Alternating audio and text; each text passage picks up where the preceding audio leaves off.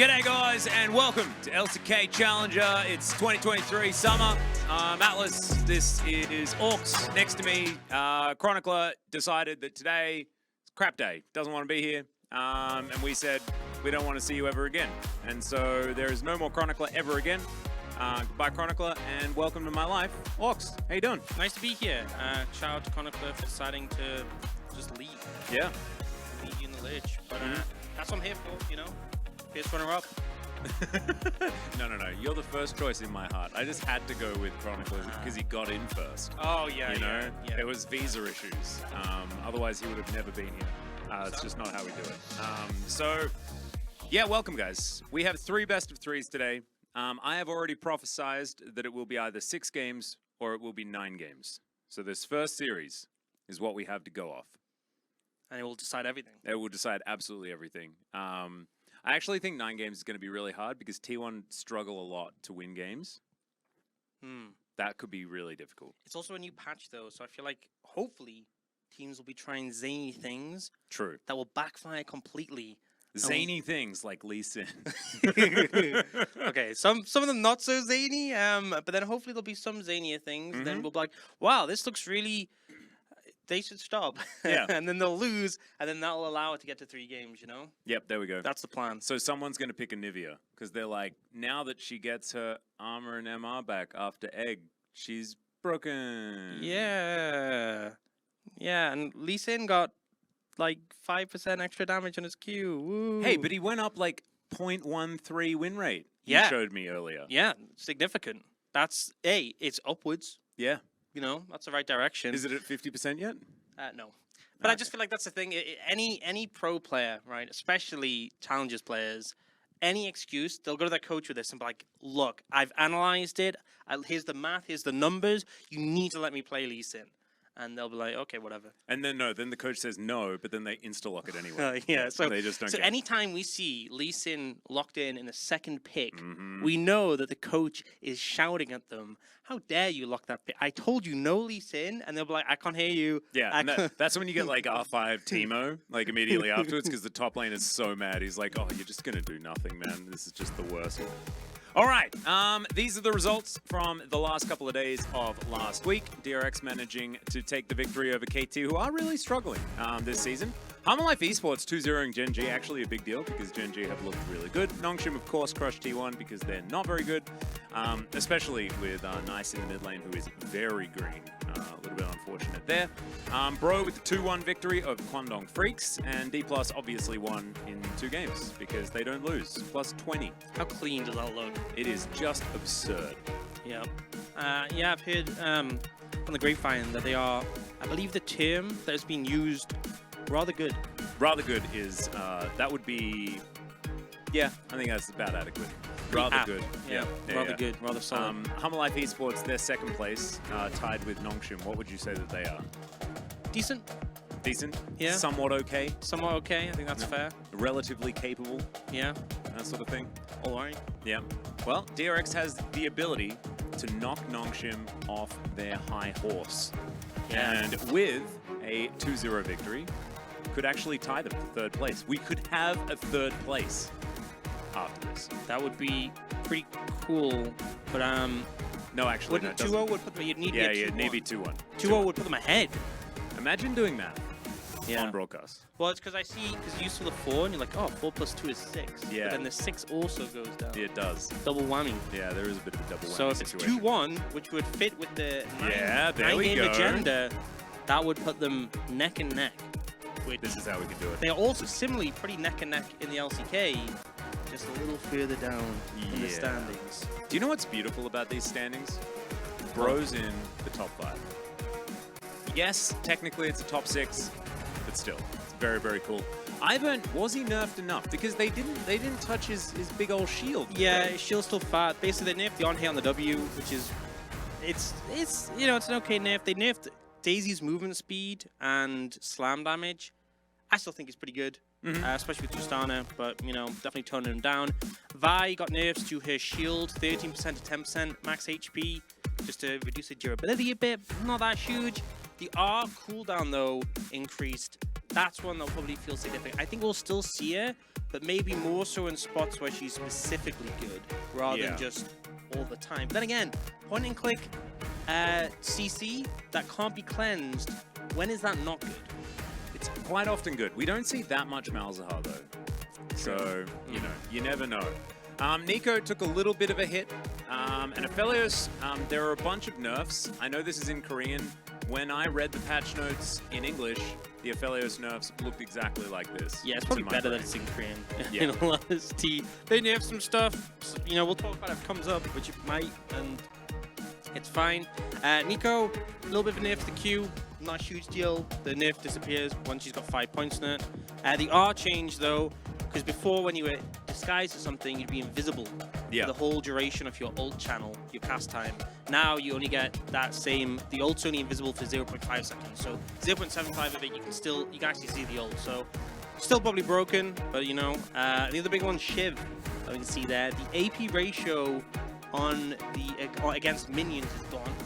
So all the AP champions abusing it might be a bit weaker. And the AP ratio on champions has been nerfed from 50% to 30%. Now, I've heard rumors LeBlanc is still playable. If you go minion dematerializer, you still one-shot the casters. But I don't know how much we'll see it, but still potential to show up. So if it does, then don't be too shocked. All right. Well, we've got some stats here. Most kills in a game was 45. Nongshim versus T1, kind of massive. Our shortest game was only 19 minutes. That could have been shorter. 50 minutes is quite a long one, but also could be longer. And 8 kills in a single game, we've seen less than that. So I think these teams need to do better. Yeah, I like the 45 kill game. Those are the sort of games I really vibe with. Yeah, that one's... You know, my 10 years in LPL caster, that was just run-of-the-mill, you know. I was going to say average. Yeah, average LGD against TT, you know. Oh, yeah. Thunder Talk Gaming, we're just like, all we know is kill. And I've experienced it once before, but all I've been told is that LCK CL is very similar to LPL in the fact that they all just go crazy for blood. Well, I mean, it does happen in some of our matchups, not necessarily all of them. We do have some teams that are slightly slow. I think our first matchup should be a little bit more reserved. I'm looking forward to seeing Doctarm, though, assuming that he is actually going to be playing. Of course, there is Pleta and Korea. They are both there together. As our round 1 MVP, it was the most obvious MVP ever. The vote rate was 91.7. Pretty much what that means is that close to 8% of the people that were doing votes should have their votes rescinded. Well, I think what it is they were so certain it was going to be Lucid. They were like, you know what? Honorable mention this person. And then they just voted for it because it was going to happen anyway. You know? That, because, yeah. I guess, but I mean, that just... What if everyone did that? And then all of a sudden Plan B gets MVP. You know what? That's how Brexit happened. One vote diff, and it's to Thanatos. I guess that's okay. There was actually people who said, you know, I voted for it because I just never thought it'd happen. I thought it'd be funny to vote for it, but you know, and maybe that's the 8.3%. Though, like I thought it'd be funny if I voted for someone else, and then. Oh no, Chronicler's in chat. You abandoned us, Chronicler. You're not even allowed in chat. Yeah, you should probably ban him. Yeah, we should. Oh, I could. No, can I ban other mods? Is that possible? You'd probably have to demod him and then ban him. No, okay. That sounds like too many steps. I'm not into it. Pog standings. Lucid sitting at 600 out in front, but Call Me, he could maybe get to first place today. Yeah, I also like how, because it's Call Me Then Perfect, it looks like it says Call Me Perfect. No. Yeah. Say-tab. Call Me Perfect, Say-tab.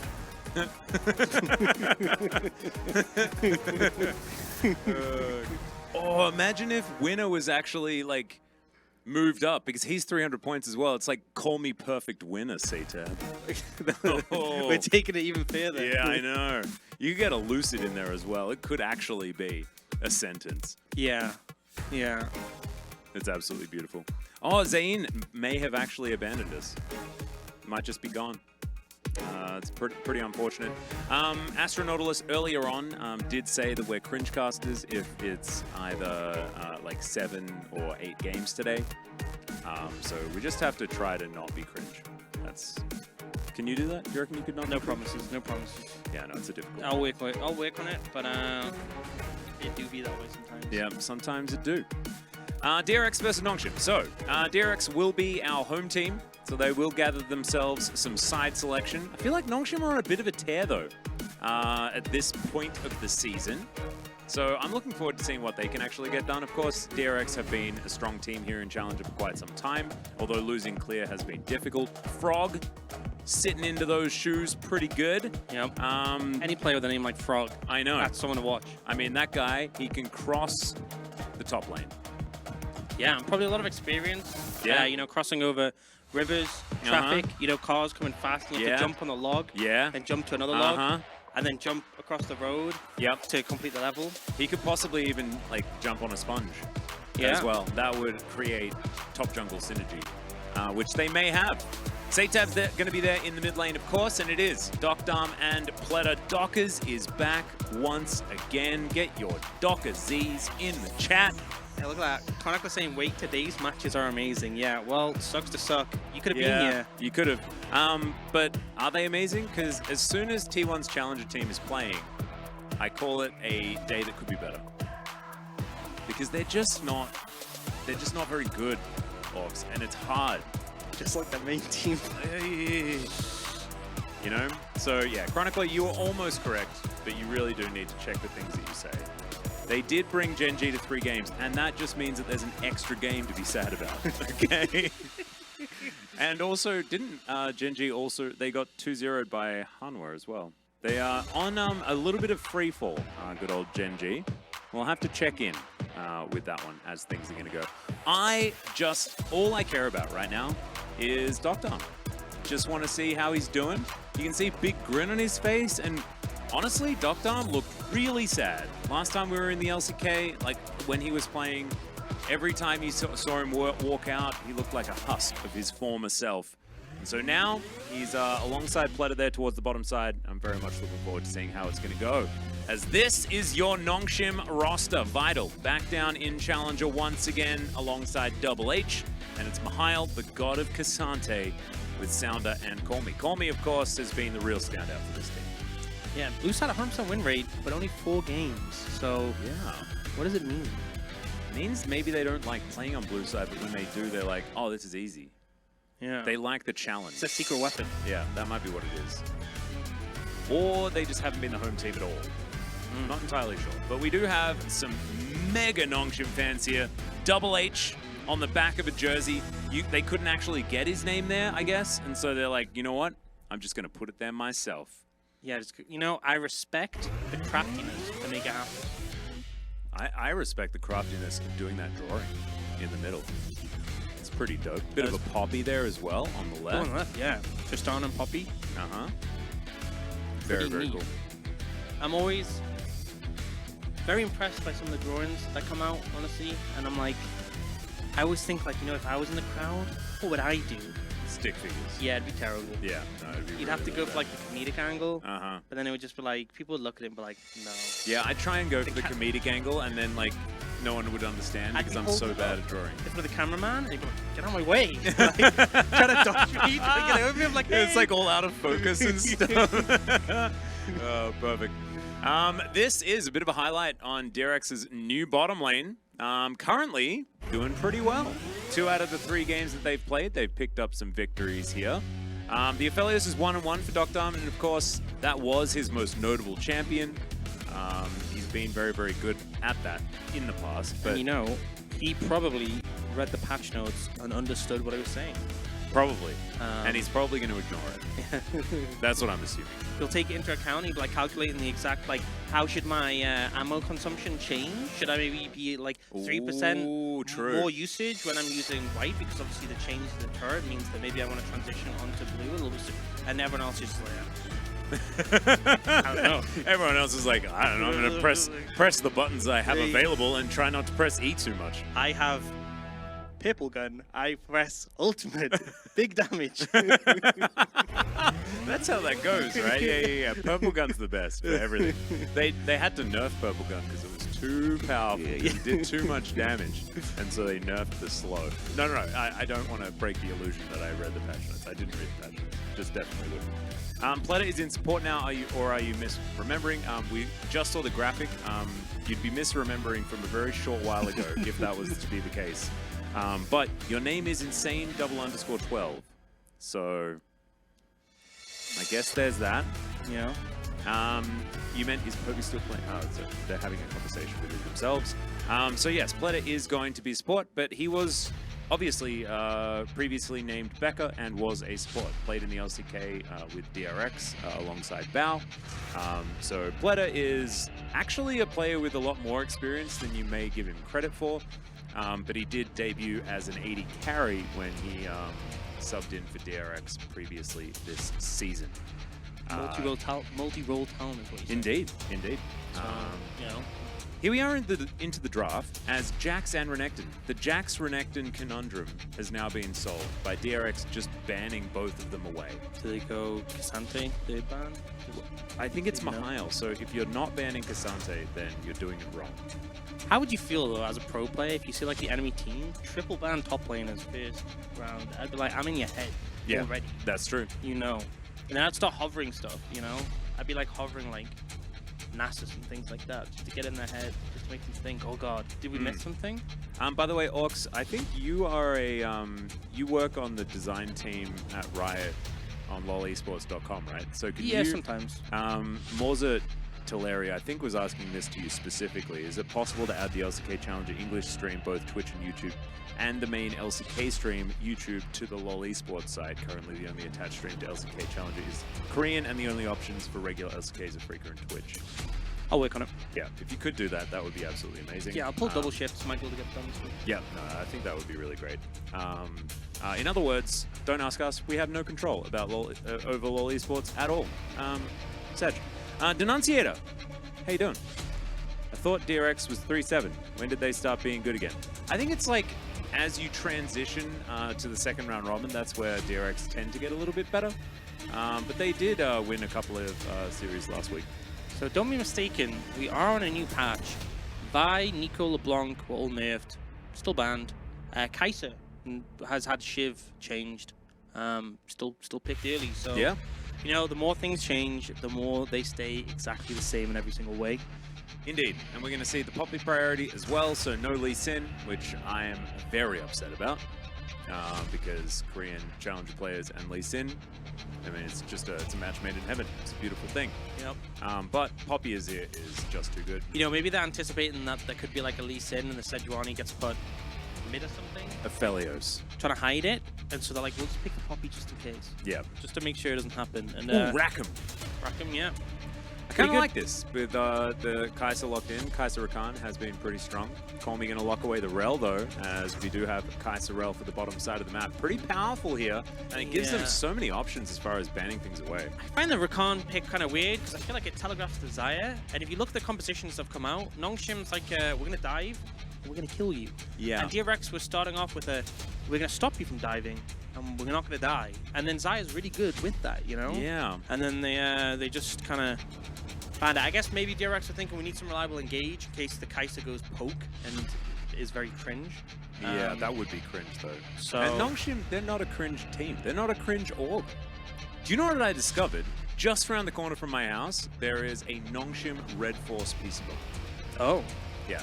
Super dope. I don't know whether it's like, it's definitely an official one. I don't know whether it's like one of however many that there are, but man, it's really exciting. I'm definitely going to go really soon. It's like just down the road from my place. It's so cool. Anyway, Neela going to be taken away here, which is an interesting one. Dr. Arm obviously putting in a bit of time to the champ. And Call Me not going to be able to play Annie. And I wonder what the next ban is going to be. It's probably going to be another mid ban. We'll see what they do to try and protect this Azir, and it is the Yone. Yeah, Yone makes a lot of sense paired with the Sejuani, and also the whole dive theme. We've seen that in the LCK from Zeka. Sometimes went well, sometimes he missed every single ult, and it looked kind of funny, but you know, I enjoyed that. Oh, Johannes, you could just send me a message. I'll let you know if you want to. You don't need to worry about like spending time on Google Maps, or I'd recommend Naver Maps because Google Maps doesn't work in Korea whatsoever, but that's fine. How come Dr. is playing in CL? Well, it's because he's on DRX and he came back to the team and he's now sort of getting in some reps down here in Challenger. And we get to see what he picks. Oh, K'Sante 80 carry? Oh, that's crazy. Ooh, Didn't nice. expect. Also, how weird is it? We saw like Jax and Renekton banned early, and then K'Sante, which I thought would maybe have some high rounds, just like flown all the way through. Yeah, and I think maybe it was the opportunistic rel pickup. Kaiser and Sejuani kind of make some sense. Yeah. As far as like being high prio. So it just meant that K'Sante fell all the way through. Good vibes. Now the 80 carry pick. Put Duckdom here. Callista. Probably not. Ash? Maybe. Twitch! Didn't expect that one. Well, we're ratting. It's we're rats and birds towards the bottom side of the map. Man, there are a lot of birds in this composition actually. It's like K'Sante and Poppy's funny menagerie. You know? And I was like, you know, Twitch might have a difficult time playing with some of these champions, but I feel like there's some outplay potential. And then I see the Malphite, I'm like, nah. Yeah, no, he's not going to have a very good time, is he? That is going to be very unfun. Oh no! Mihail! Oh, that was a mistake. You could have stopped him from being able to have any fun ever. Now he's Instead, vibing again. You're just a no, this Twitch seems pretty chill. Yeah. Although, I mean, chill is relative, isn't it? Because I could imagine that Twitch Rakan will not have a great time in the earlier stages, I guess. Although you don't have any range issues into Kaiser. I guess there's that. Yeah, you know, the thing is, Twitch is honestly pretty deceptive because there are lanes that just poke him out and he's useless. But, like, there are also lanes, if you don't find a good all-in angle, like maybe you mis-execute a bit, his sustained damage in all-in's, like, nuts. Yeah. Like, the extended fight, he often just wins. So, we'll have to see how it plays out. Obviously, jungle ganks could be a big factor in that, but I think DRX is pretty chill if this goes to the late stages. Yeah. I'm kind of feeling like DRX have got themselves into a pretty good spot. But there is like, the Nongshim champs are all just real Korean competitive video gaming champs, you know? You know what? When I look at a draft like this, I kind of agree with Godian. Who picks strong? Who picks strong? Who picks strong? Well, K'Sante pretty strong. Yeah? Poppy Pretty carries strong. Big Hammer strong. Yeah? Azir Kaiserel? Emperor Oh, yeah. strong. Very. Twitch weak. Rat. Yeah. Kaiserel? Kaiserel strong. Yeah. Sejuani? Big bull. Big strong. Yeah. Big strong. Bristle strong. Ari weak. Yeah, very Nah weak and strong. Depends. Rakan weak. But strong. Grand Entrance strong. Rest of Rakan weak. Fast weak. So I would say most of strong DRX. Some strong though Nongshim. Actually no, most strong Nongshim. DRX strong. Bit of weak. Not that, yeah, but with weak. Strong. So both team pick strong. Jonah strong. Jonah strong. Yeah. Chronicler, if you could write us one, that would be great while we rock out.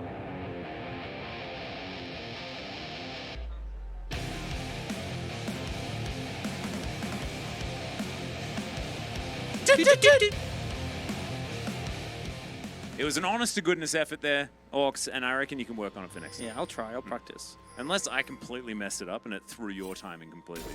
We don't know. However, he went for it. And that's the main thing, Denunciator. Please do not bully my co-caster. Because he gets the cries, and I don't want him to get the cries. He keeps doing it, and then I have to console him, and we have to spend our whole cast just trying to bring that ego back out of the dumpster. It's just too much. Godian just keeps, you pick ? You're one-guying the chat so hard, Ox. It's too much. It's so good. These are the insights we need, honestly. Yep. Kroniwani is taking a little bit of time, and he will be back on the weekend. We get double weekend Chronicler casters, which seems a bit nutty. As this is kind of the warning you were talking about, like, you know, missing crash downs. Yeah, I think out of all engaged supports, Rel is probably the easiest to look stupid on, if I'm going to be honest. Oh man, did you watch Life yesterday? Because he looked like a god in some moments, and then didn't. Yeah. You know, I know it from personal experience as well.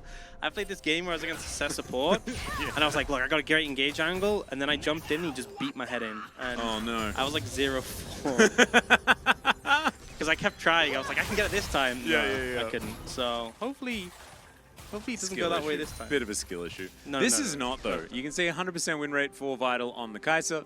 He's just feeling pretty good, channeling some Jackie love here towards the bottom side. Every single time, you either see the Prestige KDA or Jackie love. They're the only Kai'Sa skins that exist. Yeah, and it's... Are they the only skins that exist? I don't think they are. But they're the only ones that I really see. I don't remember the other ones, honestly. And I will say, like, the IEP skins, kind of crazy how good they were and how long-standing they've been. I feel like... Oh, yeah, seriously. It's like every game, like, if there's a Camille, it is always... And that was Ning's skin, right? Yeah. Because that was Jungle. Back when Jungle Camille was a thing, before they said, nope, Yeah. too much power. That is too much power. Though, as Pleta does get a grand entrance. Oh, this but is the moment. Takes a lot of damage. That is a lot of dot damage onto Double H. Hey, no. But he is going to be able to canter it off. That's what I was talking about. If you're not flawless in the engages in that extended fight, Twitch is like pew pew pew, and then the poison builds up, and then he's all like, bleh. I think for Double H, it is now not about jousting. We are going back to dressage. I think just clop around a little bit. I don't think we want to be doing battle. That's just, it's enough of that. I think you kind of probably want to wait for a jungle gank as well. Well, This could be something. DRX have full information. That's the knock-up onto Double H. They get the heroic charge, and that is first blood going to the Twitch Doctum. Having a great time. Sounder is like, see guys, and he just leaves. I love the confidence there. You know, they go for the play, even though they probably had an inkling that like Sejuani's coming, but they just full committal. W lands, flash W, the follow-up to the Poppy as well. That's the sort of thing you like to see. Yeah, absolutely. Saytab, just hanging out under his turret right now. You can see that Colmy is being able to take a fair bit of control of this lane. As we have a look at it again, take us through it, also. Yeah, so a lot of confidence knowing that the Rel doesn't have flash. She's very slow, nearly out of the W, but that lower movement speed when dismounted is a difference maker. And the flash wall bang just to secure it. If they were slightly off with the execution, that could have turned really bad. Oh, Saytab, the sidestep on the first one, really nice. However, still going to have to flash. And puts himself in harm's way. Sponge moving over, but Sounder in position. So Colmy will be able to limp away from this one. Saytab going to go for a recall as well. And Colmy still has flash. So theoretically, a win for Nongshim. Unless they're not able to lock down this Rift Scuttle. Mihail going to be doing battle against the Cassante. And I think it was Sounder that collected that Rift Scuttle. Yeah, it was. So massive mental loss. win. Yeah. In that one. Kind of seeing Double H struggling a little bit with some of these Rel moments, you know, missed the crash down there. I think part of the problem is they changed Rel to make her E really good, and like when she's remounting and she gets a speed boost, that feels great. But they made like the crash down, the AoE smaller, Yeah. and it feels, without ult, it very feel bad. It very feel bad. Yeah, we could have it. Is the one guy still there? Godian. Yeah, where's Guardian? I don't know. What's he gonna say? You're going the largest indoor textile market in the world outside New Delhi tomorrow? Oh, heck yeah! Thanks, Mouser. I'm excited. Embridge, any reason why we don't see much carry jungler? I think carry junglers often depend very much on a lot of things like which roles are strong and changes they do the jungle. Like the jungle got changed quite drastically. Obviously, they made counter jungling possible again, but there was a period where like we had fasting junglers, and obviously we've shifted to be jungle farm is more relevant. Counter jungling is possible, but I still feel like we're a long way away from when we saw like farming junglers. Like, you know, back in the day, remember when we had like Hecarim Udyr meta? Oh, and Udyr would have like a 4-level lead. Over the rest of the map, and Canyon just won every game ever by himself. You don't get that anymore. Like, I feel like the rubber bandings are still a bit too strong, even though they adjusted it. And I think it's just, for a lot of pro teams, you just have a jungler who's pretty strong early, often a good tank, and then you just give resources to your carries. Yep.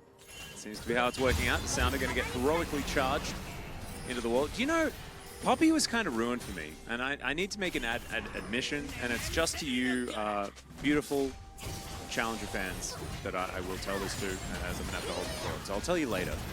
as Sponge gets his buckler shield. He's going to walk after Bristle and Sejuani. But it looks like we are going to have, just players backing off. Voidseeker going to be found there by Pleta. But what I was going to say is that Ejim ruined Poppy for me because he explained Flash Wallbang or Flash Heroic Charge as something else that I cannot say on broadcast without getting immediately fired. But it's so satisfying to say, but I just I will never be able to say it. And it goes through my mind every time Poppy does a charge. And so every time there is that dangerous moment where I'm just going to unleash it. Don't you dare tell me. Just going to unleash it. If you tell me in the break, then when we come back, I'm gonna snitch on you to chat and be like, you ruined it for me as well. I'm going to. I'm definitely going to ruin it for you after this. As soon as the cast is finished, I'm gonna put my fingers in the ears and just be like, la la la la la la la. I can't hear you. I know, Gonjo. I need to try to not think about it, but it's Bryce. It's Bryce Paul that has ruined it for me for the rest of my life. I think he's said it on broadcast before multiple times in the OPL, but that was the OPL. That was the Wild West. Or the wild south of Korea. Oh, tensions. That is a prison being thrown out there as they just say, goodbye, Mr. Na. You are not going to make an R into this fight. As Double H flashes in, not really going to find too much. Decent stun is going to be there as now sneaky, but he's not immediately. Doctom can't even do anything. And Vital's now starting to pop up in this fight. They just make their way back in, and Nongshim are just like, well, I guess we'll just get a bunch of kills. Yeah, a lot of low health bars on Nongshim, so they do back away there, but they got the Herald. They're pretty happy with the outcome. Some weird moments here. Had a flash W onto the Ari with no follow-up, and then Ari just presses R. Bit of a weird one. Felt very disjointed from DRX. And then finally, when Doctom shows up, he's like, hey, I'm standing next to my Azir. He's on a control. Yeah, I mean, it was a good ult from Satab there just to kind of disengage, but a little bit disjointed from DRX, if I'm going to be honest. Yep, a little bit of a shame. DRX experimenting with Pleta in support and Doctom AD carry. Just to answer the question in chat, went over this a little bit before, but we're happy to repeat ourselves. Something that we're somewhat used to. 500 gold going into the lead for Nongshim after that one does happen, but Rift Herald, I believe, was taken, immediately slammed down. Don't know where it went. Where did it go? Hey, I feel like we've got a new version of, you know, Joel check Skype.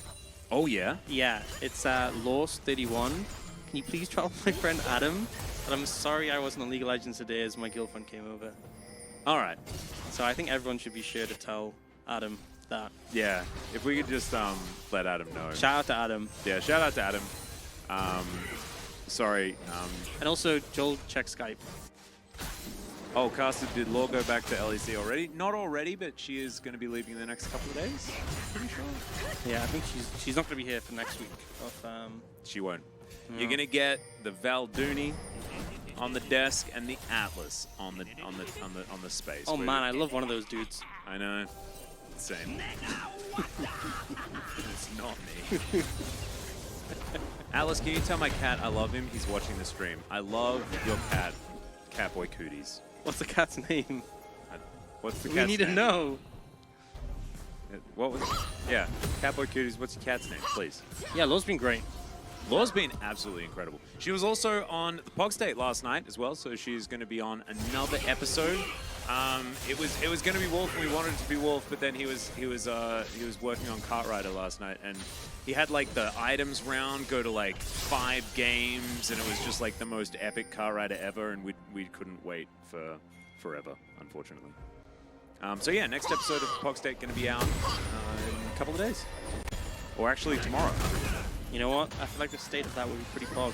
Oh yeah, the right state of it. Wait, did we get the cat name as a Sparky? Sparky? Is that the cat name? You change your cat's name to Adam? No, don't. No. Sparky's a great name. Oh, Sparky. Okay, Sparky feels like the sort of name I'd call my Pikachu in like when I was playing Pokemon Yellow. But no, that wasn't that the name of the other Pikachu guy's Pikachu in Pokemon? The cooler Pikachu? Yeah, the cooler Pikachu that had like the hair thing. Oh yeah. I'm pretty sure that was it. Or Sparky is Raichu? Wait, what? Yes, it was. Yeah. I feel like that's a cool memory that we just brought back. Yeah, seriously. I think that shaped who I am as a person. Which player's name in this match would make the best Sponge. cat name.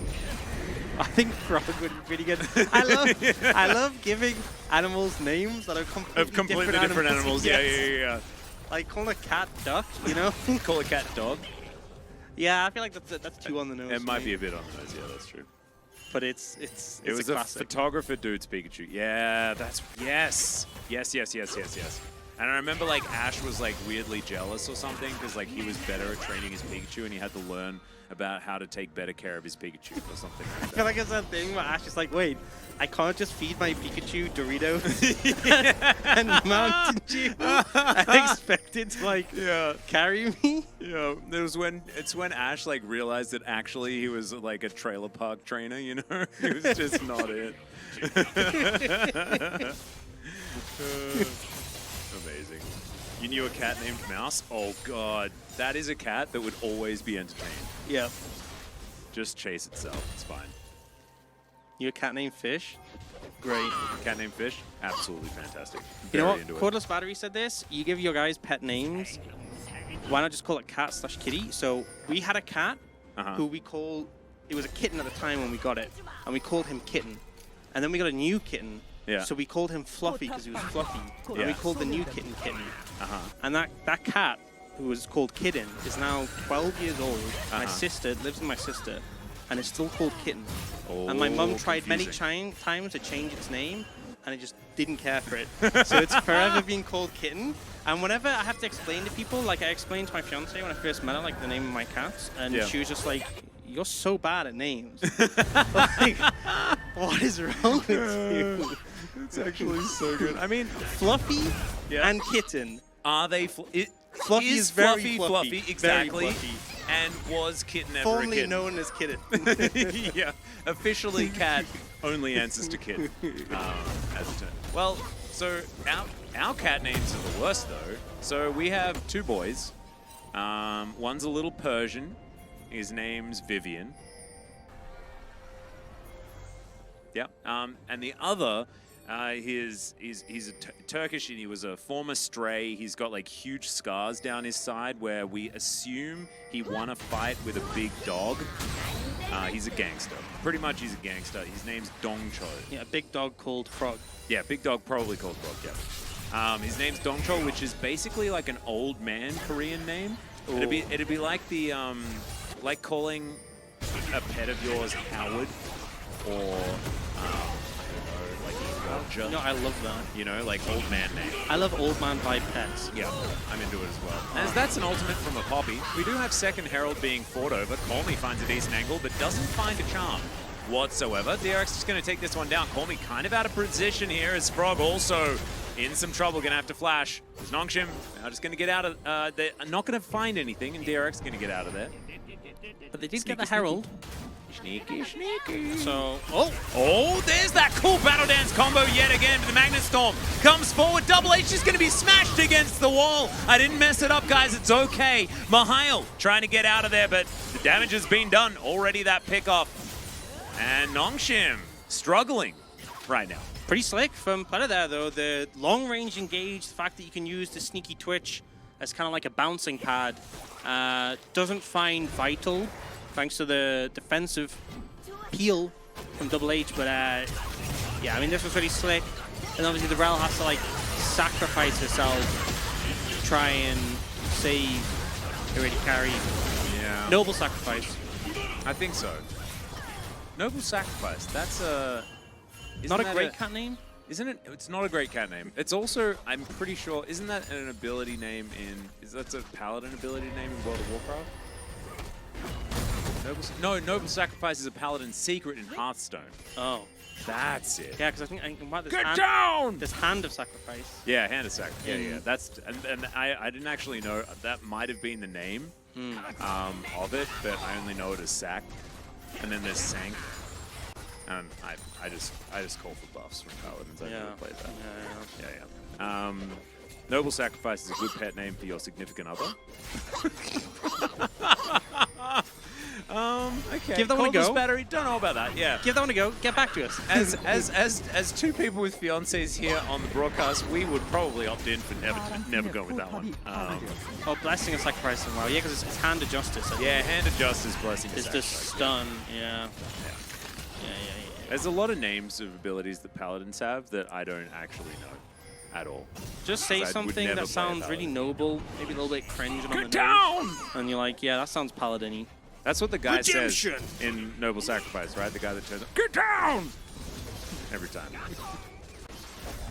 It was actually, like, honestly, the voice lines in Hearthstone for, like, the first set was so iconic, and then no one knows any of the voice lines of anything. You know, that happened with Legends of Runeterra, where they actually had these sick voice lines, and then they toned them back, because some people were like, I don't know if some people said this, but, like, you know, they were a bit too distracting, and the whole community was like, what the hell? We love those! Yeah, you know, right. You want the car to come in and be like, I'm here! Yes! Oh, it's so true. It's like, and like, oh, there's so many iconic things, honestly, from Hearthstone as far as voice lines. Like all of the Warlock voice lines that you could make when you emote as well. Like, I'm sorry that happened. I don't know. Like, he had some really good ones. He had, this is Our Town Scrub is another one. Like, take Candle. Like, oh my god. There's nothing better than spammable voice lines. Oh, like, DRX's voice lines? Oh my god. Oh, man, what a time to be alive. I remember I got DRX's the card, and it wasn't very good when it first came out. I'm pretty sure, like, there were a few decks that were made around it, but it was hard to make it work, and I always found that I'd die as soon as I used it. By Fire Be Purged, Embryoed, yes. Ragnaros was also one of those. Lasted a long time, that card. Crazy stuff. But DRX's was just so good, because he just yelled. He just didn't stop yelling. Mistake! That was the best one. Atlas voice acting stream, let's go. This is my backup career when I accidentally say that thing that Bryce calls Poppy's flash charge. And then you gotta have a backup just for when you have a blunder like that. Yeah. Sometimes, and you're gonna have to live with it after this, because I'm telling you. Oh god. Immediately after this. I've told you my strategy. Yeah. We're actually.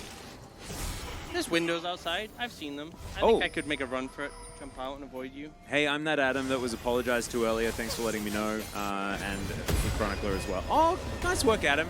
I hope, you know, I hope you had a good time anyway. I can just say that I'm so glad we have closure on this. Yeah, because me too. I've spent years wondering about Joel and Skype. Yeah. But I'm glad that we know, we have confirmation that You haven't Adam's actually here, met Joel, have you? No. Because I think he's still around. Oh. I don't know what he's doing these days. He did some casting for a while. He's doing a few different games, things like that. Did he ever check Skype? He would check Skype regularly. Oh. Yeah, regularly. He's I think he's probably still an avid Skype user, just in case. Oh god, this is a closure I needed, honestly. Yeah. Because like everyone, like, could you imagine being asked every single day to check Skype by like thousands of people every day? I think he does it as a nervous tick now. Yeah, you're always gonna be wondering. Yeah, like if he gets a computer right and like he doesn't build it himself and like gets it from a shop, and if Skype isn't installed as soon as he turns it on, he gets like an anxiety attack. You'd have Skype on your phone, then you'd have a second phone with only Skype, just in case you accidentally put your first phone on silent. Your second phone is there. Yeah. If you ever get a notification, you know, it makes a noise and... Mihail's going to be able to kill the turret here as Frog finds the cube, but didn't believe in himself. I don't think he expected that to hit. Yeah.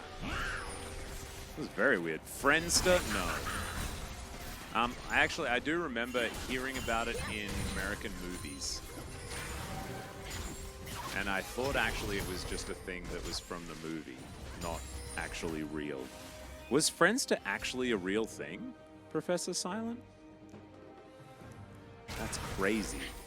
If that's actually... Oh my god, it is real. Wow. Australia didn't get internet... Wait, Australia got internet? When did Australia get the internet? Denunciator, please. What? I've been gone for too long. Why did we give them access? Oh. We should have cut them off.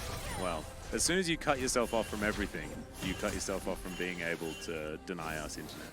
think that's what happened. I think as soon as Brexit happened, then we got the internet. That was when we were allowed. You know, with Brexit, we're now in a similar place. You know, isolated island. Yeah, there we go. Miles away from everything. Aww. You sent all of us criminals away and then relegated yourself to the same situation. How did we send all of our criminals away, and yet there are so many criminals in Parliament? That's my question. I don't know. Maybe you just sent the wrong ones away. Maybe actually you just left the criminals on the little island and sent the rest of them to the big one. Yeah, maybe the real criminals are the ones making policy decisions and not the ones sent to Australia. We're in game 1 and we already got to the British politics conversation. Oh my god. You know, it's like there's not many degrees of separation. Any conversation can quickly go there. Oh, it really does. It doesn't take long. No, you definitely don't Brexit out of a Brexit conversation. That's just, you can't do that. You just have to have it. That's how it goes. DRX, please looking fight to clear so out we vision. can move on. Yeah, there is like, I really do feel somewhat disconnected from this video game. However, there is now potentially a fight because Mihail's on a flank with a good Naba. Oh. Doctor's gonna find him though. Doesn't exactly find his jar of poison. I love how they send the Twitch to answer the flank. Yeah, like, right. Oh, they might be flanking. You know, Doctor, you go solo handle the Mega Gnar. Sponge gonna have to flash. There is Satab getting prisoned. Call me, able to get himself out of there. Spirit Rush now on cooldown. Satab does have his ult, but had to flash and will now be teleporting back into this fight. It's not exactly the most incredible Drake situation, you know, second Drake for both teams. Is Pleta diving forward, Call me. Gonna have to flash to get out of the way of that one. They do manage to take down Mihail. Not sure exactly what he was doing or what he intended to do, what his plan was, but Nongshim now gonna be able to take the Drake. Now Double H is diving forward. Pleta tries to find some CC. Emperor's Divide is good. Double H trying to get out, but they do kill the Azir, and now it is a very dead Sejuani. Could this be a Baron angle is the question, because there is 0 engage left alive on Nongshim. Yeah, and honestly, Rakan on Barons, you can just Q the Baron. There's a heal instantly, so you can actually heal up quite effectively as a result. Call Me doesn't have ultimate. Top jungle dead. Vital's alive, but lower mana, so... Is this the Call Me POG angle? Quadra kill? Goodbye! See ya. Yeah, that's, okay. As I say it, Call Me just gets, told to leave, is going to do so. The Baron down extraordinarily low. They do manage to smite it. Sponge is now dead. Got the Baron though, Worth. As Docdarm, sneaky. Oh, I think you just have to go. Oh. Oh dear. There is the charm, and there is a dead rat. Had flash. Could have maybe flashed the charm. Autoed 3 times. E. Was Satab alive when the Baron did the dive? No. So there is 1 Baron left remaining. Better than 0. True. Yeah, so, but, you know, I respect the effort. Trying to go for these flash engages on to Call Me, but doesn't find Purchase again. And then the way this pans out, a little bit weird. You know, jumping onto the Azir, who does have ultimate. They do eventually manage to take the Azir down, but it's pretty costly in this situation. Double H dies from the burns, and you see Sounder die, gets stunned to the wall, and then the Baron shenanigans happened. And things are still in favor of Nongshim, especially as they have that second dragon, but not too far ahead. Yeah, and the thing that I'm worried about is this Docdarm guy, and he's got Rage Blade and Blade of the Rune King, and he's going to have more items, and then he'll be Twitch, and then he will press Spray and Pray, and then he will do that, and then everyone will die? Yeah, that does kind of happen. Interesting with seeing the Rage Blade come out. I feel like Twitch can kind of pretty much build anything, but a lot of on-hit damage there, I guess. I kind of like it. Yeah. I like it because Rage Blade, I think, is my favorite item. As, oh dear, that is Call Me in a whole bunch of trouble. It does go golden, so does get to see the array of players around him, and is actually going to survive. Mihail, not so lucky. He's just straight up dead. Now with Call Me so incredibly low, it's not going to be much of an option here for Nongshim as far as defending this inner turret. And having that 1 Baron remaining on Frog. Frog, the last man standing, he crossed the road, and he crossed it in style. And now with 2 Siege Minions, they got to set themselves up for something here, as it looks like a small reset going to come through. Nongshim looking to stop Sponge from slurping up this red buff. I guess it's don't overstay. You know, don't have much left in the Baron, about 45 seconds. Could have maybe continued the push there, but up them against it. I think a lot of it is you kind of relying on your bot lane ultimates really to be effective. Dr. shouldn't be too far away from LDR. Still a while, but once he has that, should really be able to shred through pretty much anyone on the enemy team. But we can see Vital already with 3 items on this Kai'Sa. 100% win rate on this pick. Yeah, and looking for his 8th win so far on the Kai'Sa. And he's 60, like close to 70 CS ahead of Dr. Dr. really not been doing very much killing minions. Look, farming, that's kind of cringe, right? Why would you kill minions when you could kill champions? That's true. Dr. has 4 kills, Vital only has 2, so ponder on that. Well, I'm trying to work out like the exact amount of gold that you'd get for killing 70 minions, and I think it might be more than 2 kills. Math, kind of cringe. Yeah, sorry, that's cringe. It's all about vibes. Yeah. Press tab, you see big number. Oh, big number of kills. Ooh, but like the CS number is a bigger number, or am I just being cringe again? You're a little bit cringe, you know. Oh, sorry. Wouldn't Doctor benefit more from full AP plus Shiv this game on Twitch? AP Twitch. It's true. It was a support thing. Sounds cringe to me. I think it's okay. I guess I want some AD damage. Although, I mean, to be fair, AP Twitch does a lot of true damage, but AP Twitch isn't as good at shredding tanks as AD Twitch.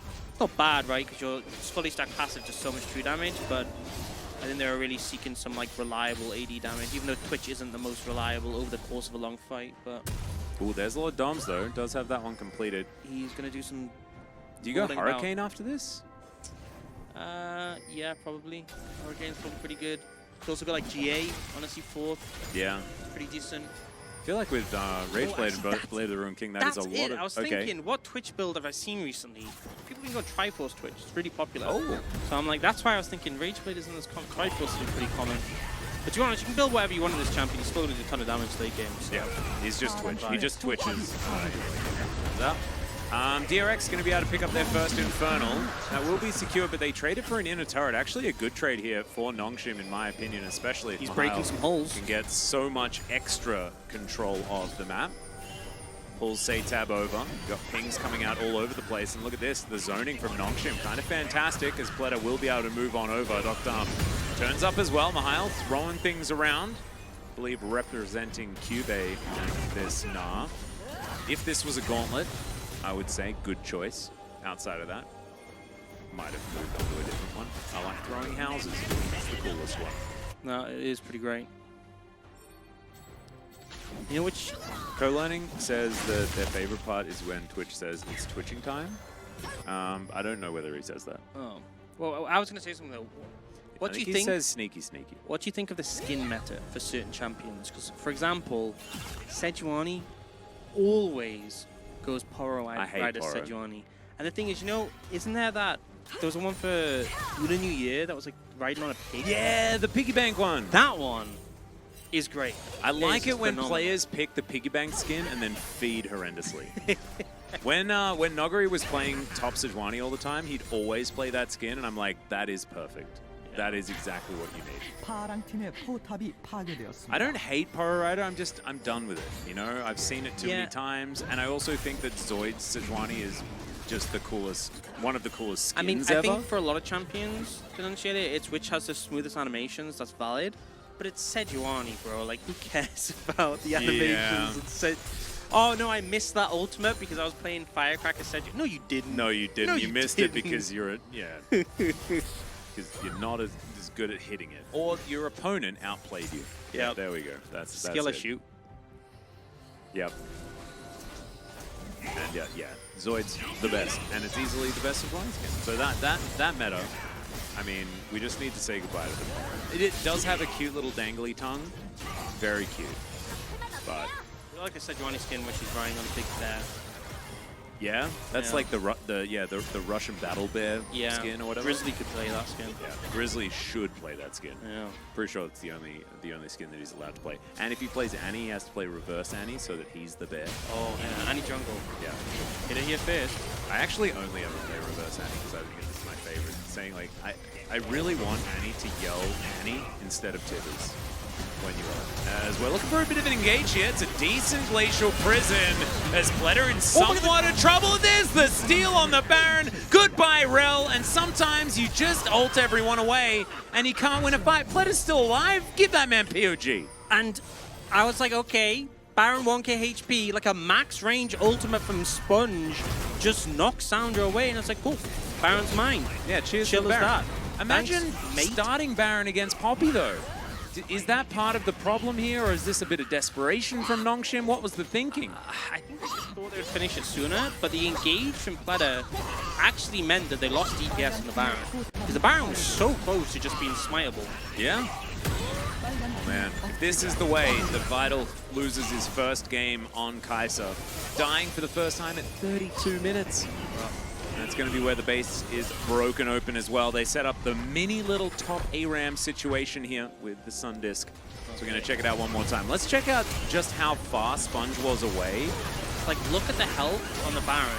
And then the thing is, people start hitting Pletter. And then look, the DPS is getting CC. Oh, that's so sad. Yeah, it was so close. Yeah. Like, that play could have gone so differently. They had like a little bit more damage on the Baron. They could probably just disengage after taking it. So I don't even argue with the play.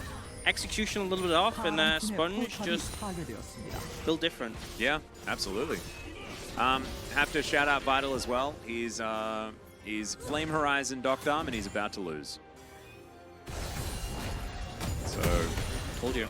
yeah, there it is. Sometimes just be Twitch, and actually CS is apparently Docked Arm went Runance as well, so yeah, has the items that do the damages. Yeah. Good vibes. Wow. They really did get sponged, though. We haven't seen like a good sponging for quite some time.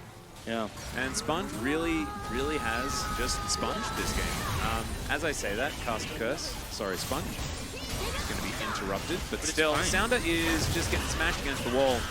And look at how easily DRX are doing. That's mainly because it's a 4v5. Docked Arm just ulted and just killed the turret out of range. Just like, I guess that's the thing you can do. Yeah. Wow, that's not cringe. That right? Like, that's not cringe. To be able to ult and then just kill a turret. Pretty Chad, honestly. That's pretty Chad. Okay, I'm starting to learn. As But Nongshim now looking to ult try for and... Dragon. Yeah, I mean, it's soul point available for both teams. Not end of the world if Nongshim lose this, as Double H gets a ward in and immediately loses said ward. And now, there's an Azir trying to deal with this Gnar. DRX have started off the Drake. Nongshim do get themselves into a position where they can fight. There's that teleport you were talking about. The Gnar off screen. Sponge wanting to find this flank. Will be able to do so. Satab's moved in as well. There's another ult on the jungler as they dive over. They look to try and kill this Gnar. The Drake going to be secured by Nongshim, but DRX, they're looking to win the game off this fight. We'll see whether they can actually do so. As, what? Vital, no! No! That was not it! Blast cones are cringe, and Valdez was right the whole time! Brendan Valdez sends his regards right there. Yeah, oh my goodness. Vital's like just joining him. He's like, dude, seriously? Why are these in the game? That was such a weird passage of events, because like Sponge knocked Sounder out, then seemed to forget that Dragon was a thing, and just didn't smite it. It was like 50 HP and he just walks past it. Absolute Giga Chad. That is a Giga Chad move. Yeah. And now with only 3 left alive, Double H, well, 2 left alive, maybe 1 left alive, we'll see. Comp gonna go golden. That is a knock-up onto Sounder. This Nexus turret, not long for the world, as Emperor's Divide sort of taps the Ahri somewhat, and then the Nexus dies. So it is going to be soul point for Nexus, the trade in the end, and Sponge, that is the Giga Chad move, is to say like, I don't care about no Drake, I'm going to get kills, and we're going to win the game. Yeah, Dragon implies that there's going to be a soulless game, and he made it very clear that there isn't, and that's the end result. Some good play, I think Pletter, you know, obviously recently making that switch to support, but a lot of confidence in the play. Who are we pod voting for? You know, I think Sponge could be a good angle. Yeah, I think I'm sponging. Sponge times 2. Well, there it is. I think we might. It's just the final. This is the fight. Yeah, so he knocks Sounder away, and then watch Sponge. Oh, look, next to the Dragon. It's like 120 HP. And he also randomly flashed. Oh, I think it was, I don't know. I don't know why he flashed. He just randomly flashed. I'm giving him the POG for that flash. Oh, wait, who did it? Was it one of DRX or was it one of his teammates? That's the real question here. I'm pretty sure it was one of DRX. It was someone with a ranged auto. No, Call Me griefed him. Oh no, it was Call Me. Nice. Oh no, he's never going to call him again, is he? Yeah, I think Sponge gets it just for that Baron play. Yeah, 100%. I think that also just the Poppy in general played really well. Some good wall bangs as well. Yep. Oh god, you're gonna... I'm going to tell you. It's happening after this. We're going to be going to a break really soon, guys. I'm going to ruin Orcs' Poppy commentary career for life. It's gone. It's done. And maybe one day, if I think on my personal stream, I'll be able to let you guys know what it is and how Bryce ruined my life forever when it comes to Poppy commentary. We haven't done it yet. As, I solo 1, 2, 3. Sorry, mate. Gone forever. Bye-bye. Can't say stuff like that. It's just illegal. And hopefully you learn from your mistake. And, well, if you learn from your, it won't really matter. Learn from your mistake and then make another account, I guess. Because, like, this one's never coming back. Yeah, it'll have to be Ice Solo 124. Oh, Astro Nautilus. If I had never shaken your hand before, but I can't give you. It can't be favoritism. I think I just have to ban you forever.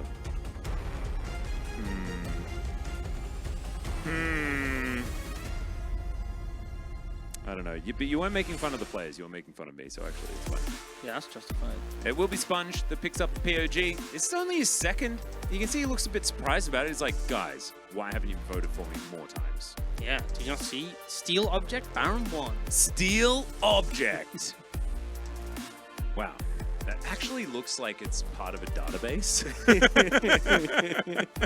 Steel Object, next cell, you know, Baron 1. Personally, I don't think referring to Baron as an object is very nice, but, you know. It's not the first time someone's objectified Baron. Unfortunately, he is just... You know, everyone always asks, can we Baron? And not how is Baron? So true. I mean, imagine the amount of emotions that would happen if you've got multiple heads with feelings in all of them. And you're gonna trapped in that Baron pit. Like, you don't really get to go anywhere else. What if you, like, what if someone says something really mean and you can't just go to your room and play video games and have some time out? You can't do that. And that's my only defense response. They're always right there. Yeah, it's mine as well. So sad. Well, let's pour one out for Baron while we go towards this break. But let's celebrate Sponge and just how incredibly good he was. Nice work, Sponge. Played a great game as the Poppy. I want to see some different picks, some different drafts, and a game that looks somewhat like we have moved to a different patch. Yeah. That's what I would like. That's what I want to. I want people to do a bit of experimenting. Be like, hey, we tried this pick in scrims. It failed miserably. But a coach said, no, it's good, so we're playing it on stage. Yep. That's the kind of vibe I'm hoping for. That's what we're going to need. Well, ladies and gentlemen, it is time to go to a short break. When we get back, game number 2, see whether DRX can do it again.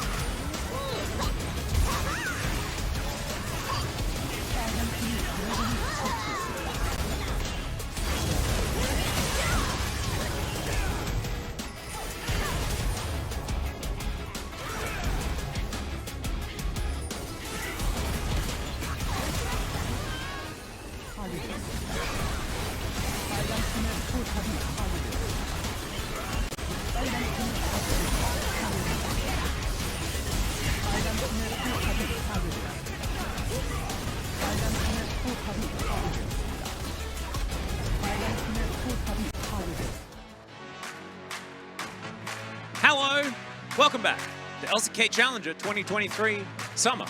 It is summer, I can confirm. It's very hot, very humid here in Korea, but we are ready to jump into game number 2, especially because the air conditioning has kicked in and we are not doing a great job. Sweltering right now. Yeah, shout outs to you right over there. Air conditioning unit. We see you, air conditioning unit.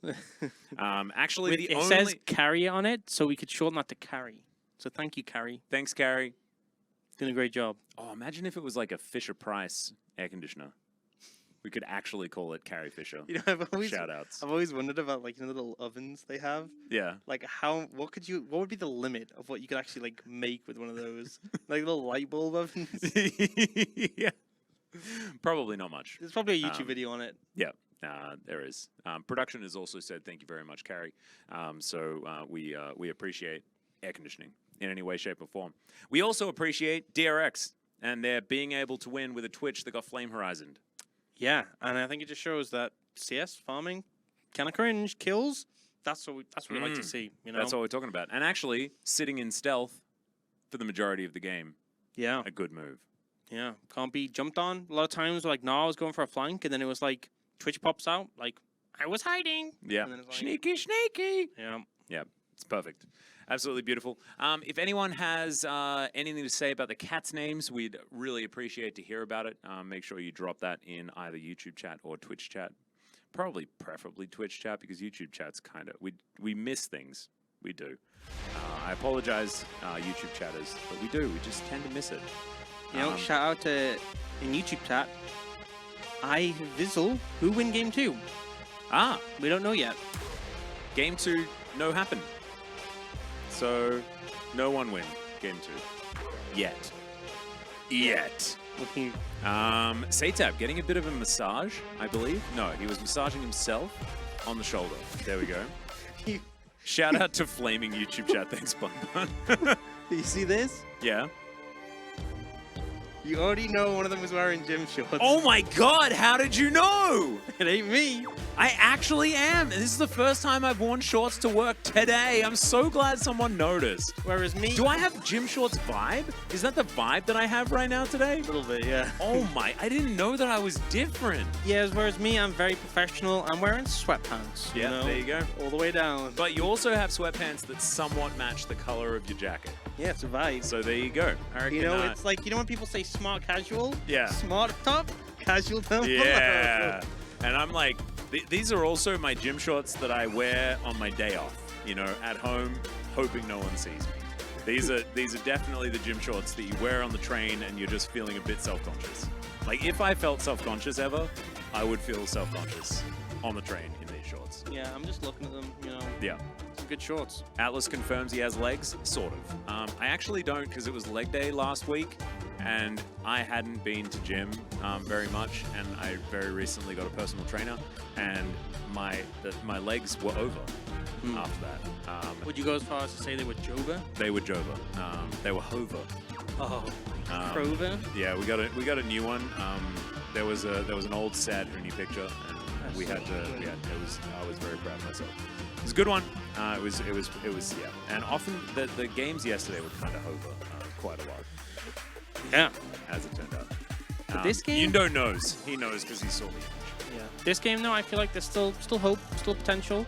Nongshim have opted to ban away the Poppy because they don't want any flash. Then that thing. That you mentioned. Just to let everyone know, I immediately told Orcs exactly what Bryce's reference was. Yeah, I put my fingers in my ears and was trying to say like la la icon, and he literally like pulled my fingers out of my ears. It was like Clockwork Orange. And whispered it. Yeah. Whispered it, and I just Yeah. It's just how it goes. We may accidentally say it. We did actually accidentally put exactly what it was on an OPL broadcast once, because we did like the sounds of the game, and Bryce was obviously screaming it at the top of his lungs over and over again in the middle of a team fight. So there we go.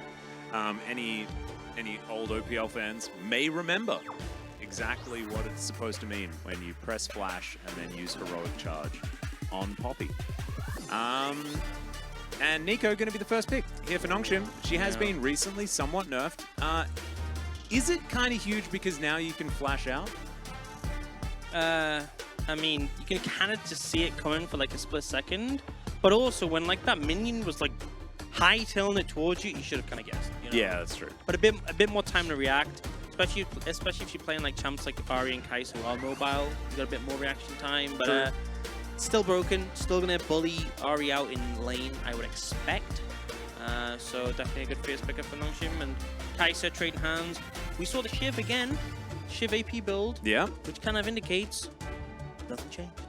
I mean, nothing changed, but also like Vital was 100 CS in the lead and only down a couple of kills, and they still lost. So I think Kai'Sa unplayable now. Absolutely terrible. Double H gonna try his hand at the Rel one more time. He's like, guys, Rel jungle? I can do it. Rel jungle? Rel no. Nico jungle? No. Rel no. Nico we got 2 junglers picked so far for Nongshim. How many junglers are in this game so far? Kai'Sa, when she first came out, Kobe, all he would talk about was Kai'Sa jungle. Ari was at least a top laner. I remember watching Chaos play Ari top when she first got released. So theoretically must also be on Xayah with a decent leash. So yeah. 5 junglers. I would say 5 junglers have already been locked in. We'll have to see who's going to start on which camp in this particular game. Looking forward to it. I just want to watch like these lanes, like the minions just kill each other and have no one there to pick up the CS. So Rakan is going to be locked away, stolen away from the Xayah here. I don't think you can play Rakan very well. Ooh, it's the star-crossed lovers, because Rel was locked in already, so Xayah didn't even want Rakan. And then Rakan's like, I want to be here anyway. That's pretty cold. So it's like the jealous Rakan. It's like jealous Rakan. How would you feel if you were like picked for one team and then someone who wasn't your partner was picked for one team and then someone else who wasn't you? Yeah. And you're just kind of like, oh. Yeah. So it's well, you know, I like to think that I've risen above jealousy, you know, and it's not about who gets picked and things like that. It's about whether we love each other and we're true to each other, you know, that sort of thing. Wow, very mature of you. That's what I like to think. It's either mature or naive. That's it's the daily conundrum that you run into. Sin. Cold. Yeah. Poor Lee Sin. Poor Jax as well, also going to be taken away. The Renekton ban. Now we're just waiting for it here on Nongshim's side. Is it going to happen? It's Kha'Zix. That is still a champion technically. What are they going to Renekton jungle?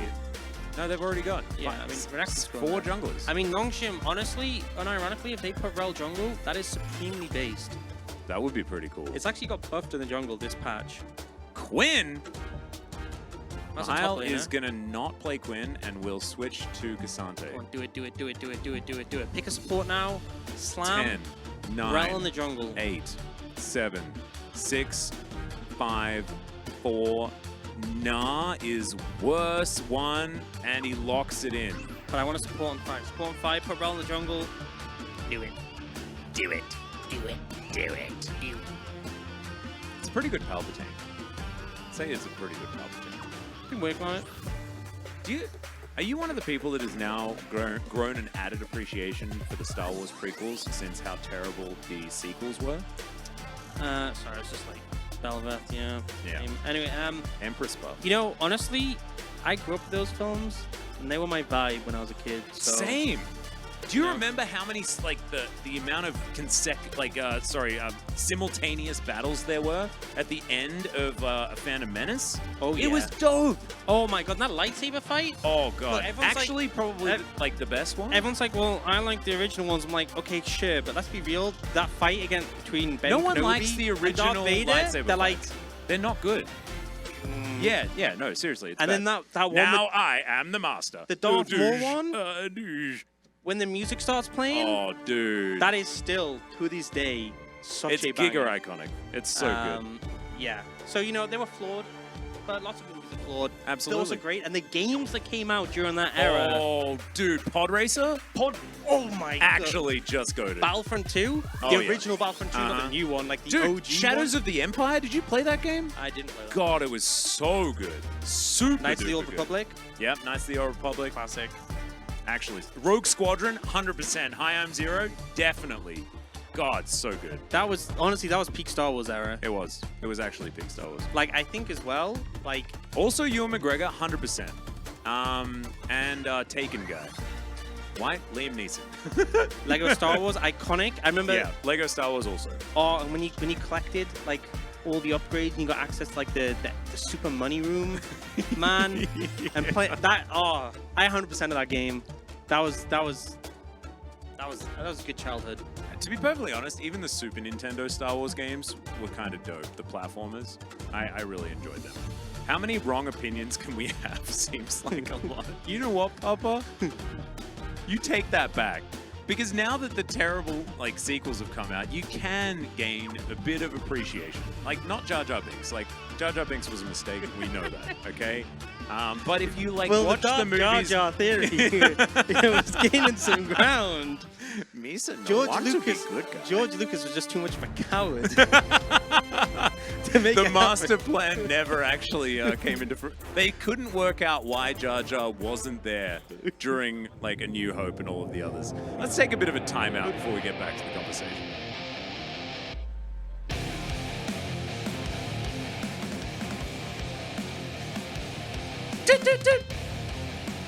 Okay, the only counterpoint, Papa, I will agree. Like, if you're talking about good films, yeah, there's 4 and 5, and that's it. But if you're talking about good kid films, Phantom Menace was great. Enjoyable films. It was enjoyable as a child to watch. Like, I think it had the vibe. It's kind of like if you don't like The Mandalorian, it's because you don't like critically acclaimed like TV drama and stuff like that. That's not what Mandalorian is, though. It's about Star Wars vibes. Yeah, and realistically, there are good films and there are enjoyable films. And so a lot of good films are enjoyable, but there are films that are not good, but you enjoy them so much. Exactly. Right. And I watched The Phantom Menace like probably about 50 times or something like that. Because I was at that age where you just watch movies over and over again. Oh yeah, you know what's the film, the first and actually only film I've ever watched back to back. Like, I finished watching it, and you were like, that was so good. And I watched Rewind it, baby. What film do you think it was? I'll give you one clue. Okay, I'll give you a first clue. It's an animated film. Lion King. No. That was I broke the VHS Second tape. clue, Jack Black was in it. Kung Fu Panda? Yep. Seriously? Original Kung Fu Panda. I watched that, and I was like, you know what? Run it back. Dude, I love those films. Iconic. Poe is my boy, man. That was not the movie that I was expecting. However, I didn't expect it right off myself, but it's just so good. I wasn't expecting Sponge to level 2 gank and get a flash by just walking. But he did that. Yeah. Just also, he intimidation. picked Wukong, who was already bad, then got nerfed, and then he picked it again. Yeah, but the thing is, right, they nerfed his jungle clear, and jungle clear is just a state of mind, right? That's true. Like, if you really want to clear the jungle fast, you just will. And also, he's not the jungler, is he? Because that's everybody else on his team. Yeah, they will steal his camps. Yeah, so there it goes. Call Me is just throwing Blooming Bursts around. A little bit slower than before. Yeah, there we go. A little bit longer cooldown. That's the nerf. And as you can see, it's really taken its toll. Yeah. As Sound are going to move down towards the bottom side. Level 3 gank here for the Belveth. Pletter and Doctor, let's see whether they can survive as Double H just dives forward, gets a little bit of a stun, as that is a fantastic grand entrance to make sure that nothing can happen, as Satab is going to have to flash out of the way of Call Me. If he hadn't landed that charm, he was dead. That was first blood. If Call Me still had flash. Yeah. That is why Sponge doing that good old drive-by or walk-by, wander-by, casual movement-by.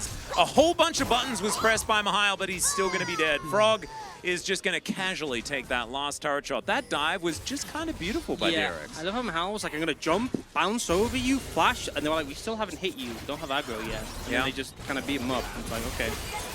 Well, who is Triple H, Papa? That's what I want to know.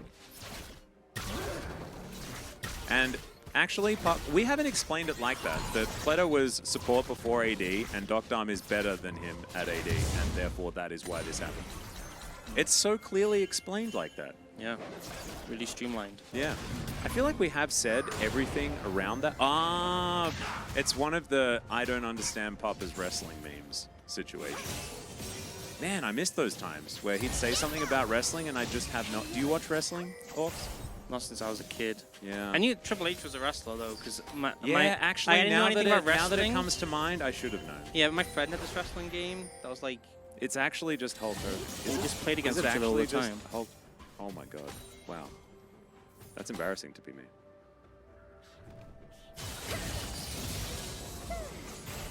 Yeah.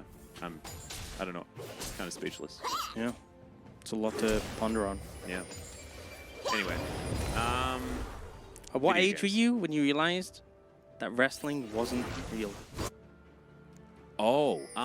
Today? No, I choose not to realize. Oh, yeah. It's like... I feel like that was one of those mind-blowing things as a kid when you're like, oh, it's not real?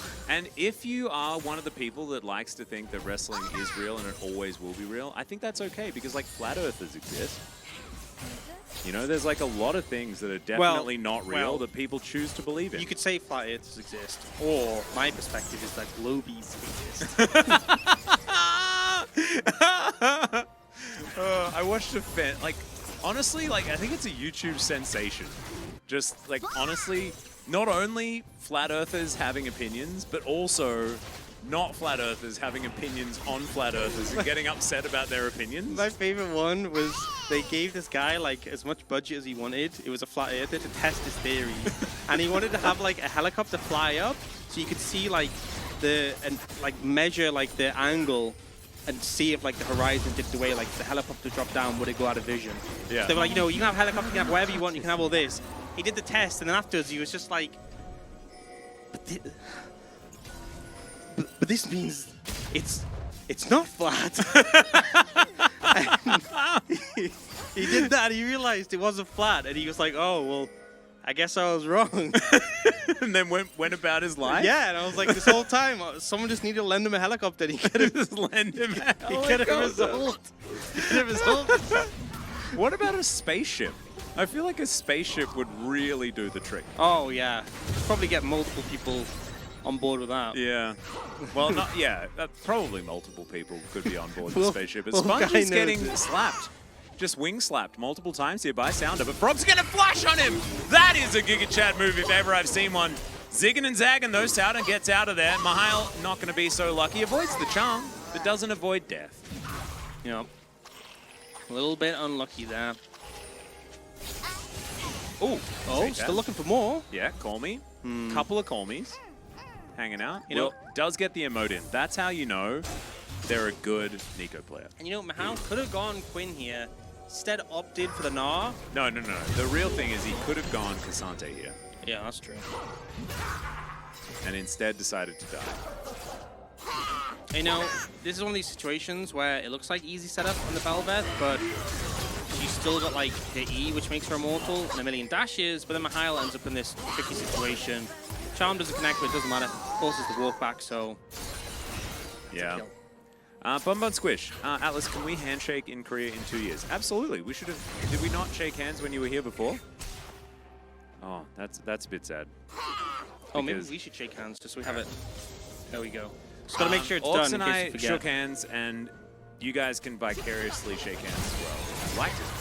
Crashdown onto Pleta. He's going to battle dance and grand exit, and he's still on fire, but he should be okay. Can put that one out somewhat well, but that is no flash available now. Pretty good for the 2v2 of Nongshim there on the bottom side. Yeah, I think if you can catch out the Rakan and lay the CC, like New Rel has a pretty long CC duration that you can sort of keep someone locked up, and Rakan is squishy, so decent play. We do see Herald getting started up. Obviously a big priority for the Belveth. But Cormier might be in trouble here. Ooh, nice charm. Has Another no moment result. Where the faith wasn't there in the skill shot. We saw that Yeah. last game from the Cassante as well with Frog. You gotta believe in yourself. You really do. As Sounder has a cool quiver and no bow or arrows.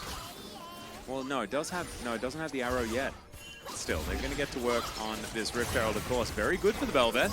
You can lock this one down. They do manage to secure it. That's a massive three-man knockout with the Pop Blossom. Flashes in, and that one hasn't been nerfed. If you're able to use the summon to spell that effectively, and Nongshim just roll over the top. 3 games, baby. Yeah, it's this happening. is a 3-game. It's Niner. That could not have gone better, honestly. Cormier was such a fantastic knockup.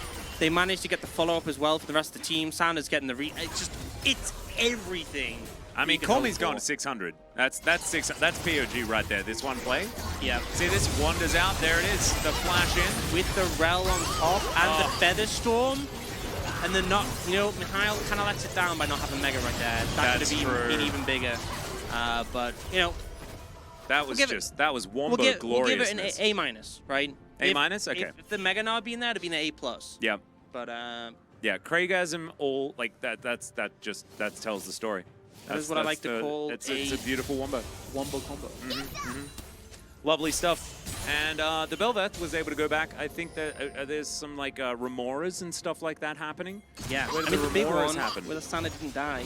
Yeah. Kept the super bat form. Mega bat sounder form. Yep. And now has the Herald as well, so you can just send it in any lane and be like, yeah, good vibes. And you're just zigging and zagging, having a great time. Now has the bow. Bow and quiver. Actual archery can be done here.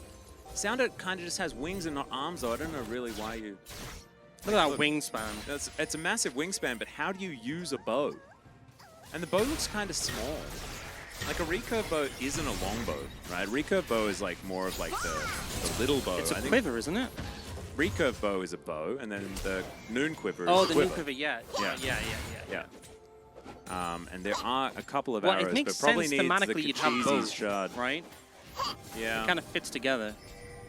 I just feel like Sounder, Belveth needs to have an animation for shooting a bow if you've got these items. That'd be pretty good. I think it's a massive oversight from the League of Legends team. It just takes me out of the game completely. Yeah, no, my immersion is broken.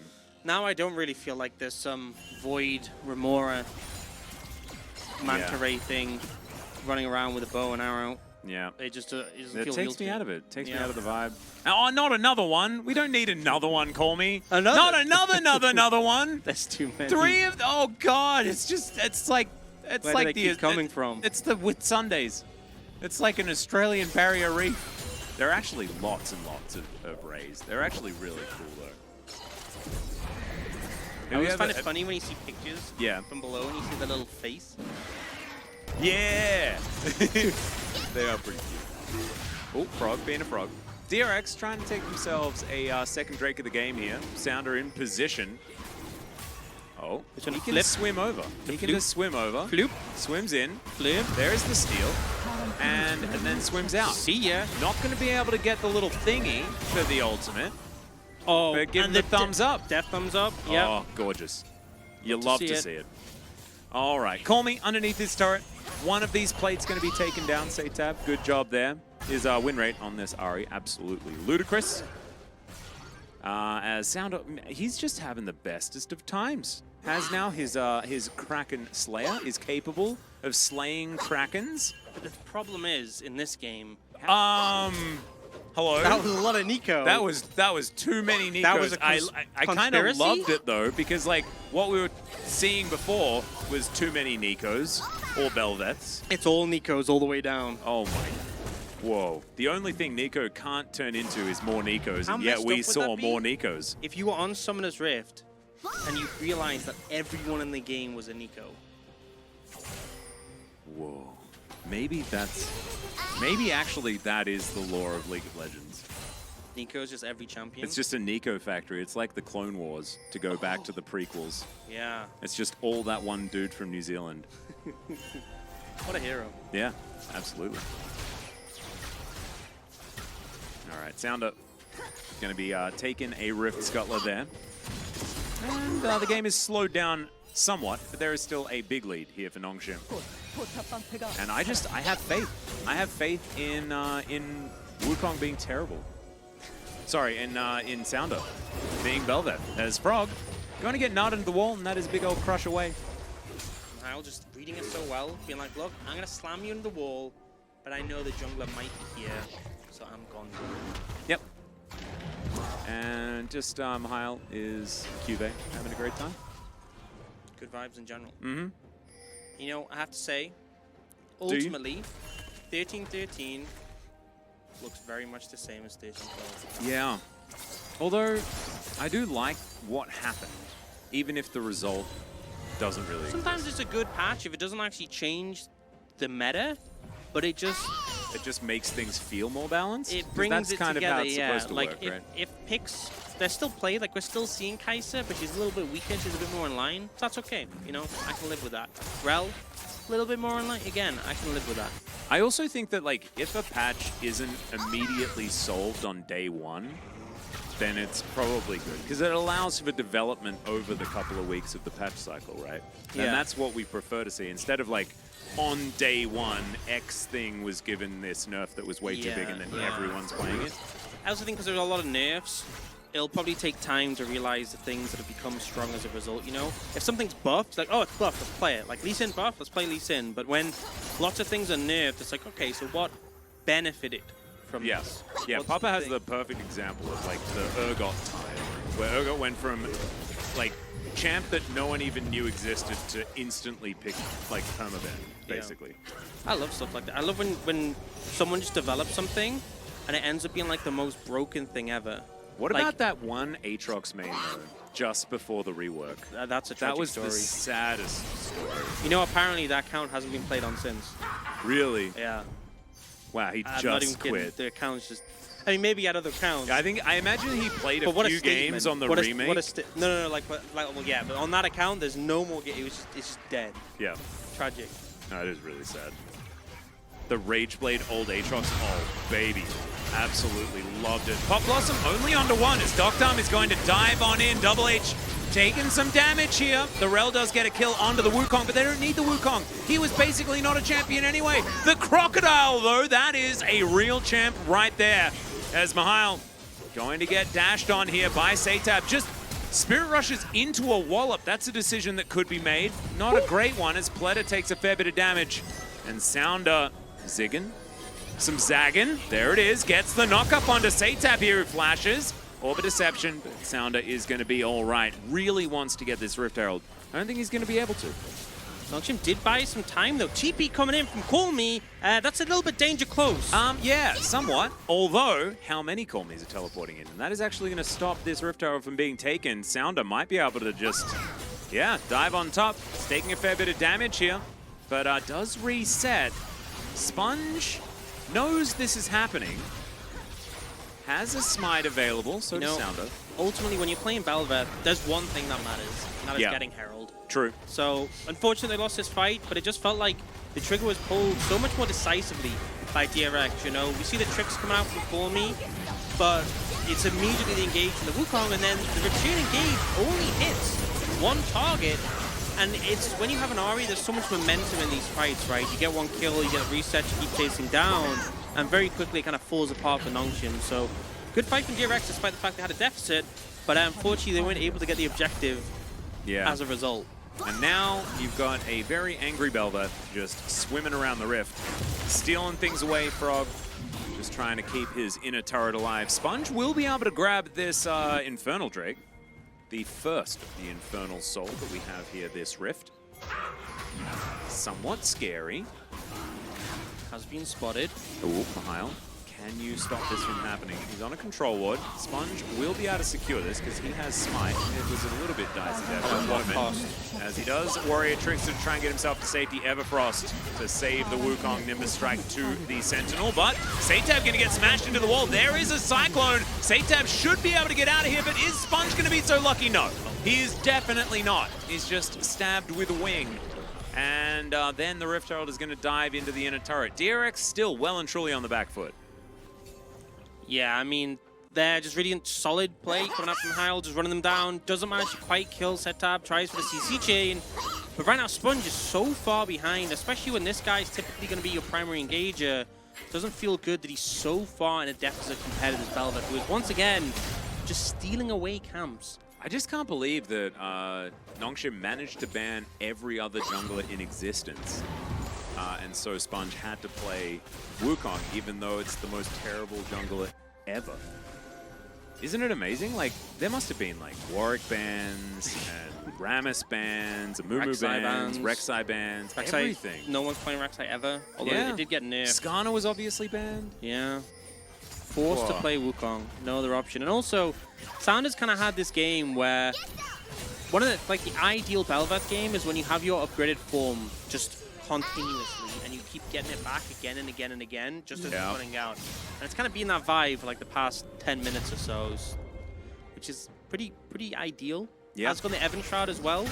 Very cheap, strong, tanky item. Ooh. zigged a little bit far there. Or perhaps zagged zagged. back. Sorry, Yeah. yeah. Zigged and then zagged. Yeah. Ah, zigged. Sponge wants to get over this wall. Will be seen immediately as Mahal gets a control ward in there. Wukong gets on top of the control ward. Mahal knows what's going on, but I don't know how many options he has here. That's not your side of the map. It is not. However, this is Mahal wanting to live life the way he wants to. And also, Nongshim were immediately able to make the decision. Just keep running. Get themselves out of the way. As Sponge should be able to get over. Yeah, he does. Just says goodbye. You got a flash. But nah for inner turret. Which is better? You know, I would say the inner turret.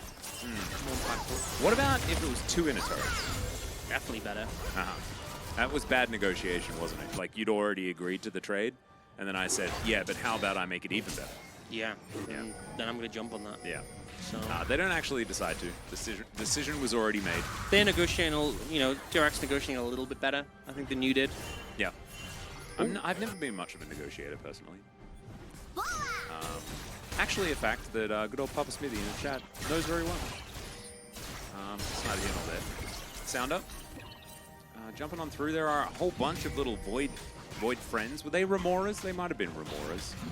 What is a Remora? Wasn't there a Pokemon called Remora? Remoraid? Remoraid? Yeah, it evolved into Octillery. Oh, yeah. Is that a Remora? No, that's a Remoraid. No, but like, is it based on Remora? Yeah, probably. You know when you have the Pokemon that are just animals with like tweaks in their names a little bit, and it's just the animal? Yeah. Like Pidgey? Taurus? Yeah, Taurus is pretty good. I also like that Taurus is just the horoscope thingy as well, or the constellation at least. Seal. Seal is actually the best. I feel like some of the original Pokemon are like, oh yeah, we have these sick ideas, and the other ones are like, look, we need to get a 150 somehow. Yeah.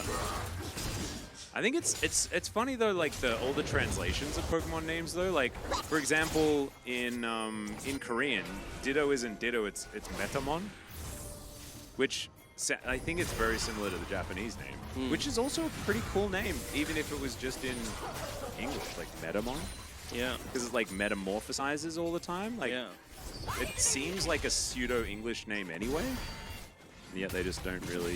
Geodude is a yeah. good name. I'm also talking about like Or Fly Like an Eagle, the Space Jam song. God, Seal's so good. Anyway, Nongshim. Frog looking for a bit of an engage here. That Call to Meek did so much work as Frog is just destroying them. Satap gets Call Me out of position. The Blade Call is fantastic, but it's not going to do anything. The knock-ups, Pleta just taking the game into his own hands. It's a triple kill for the Croc, and now Mihail, he's trying to he's trying to do things. He wallops, but he then goes down. And that is the ace that Sponge picks up on his heavily nerfed champion.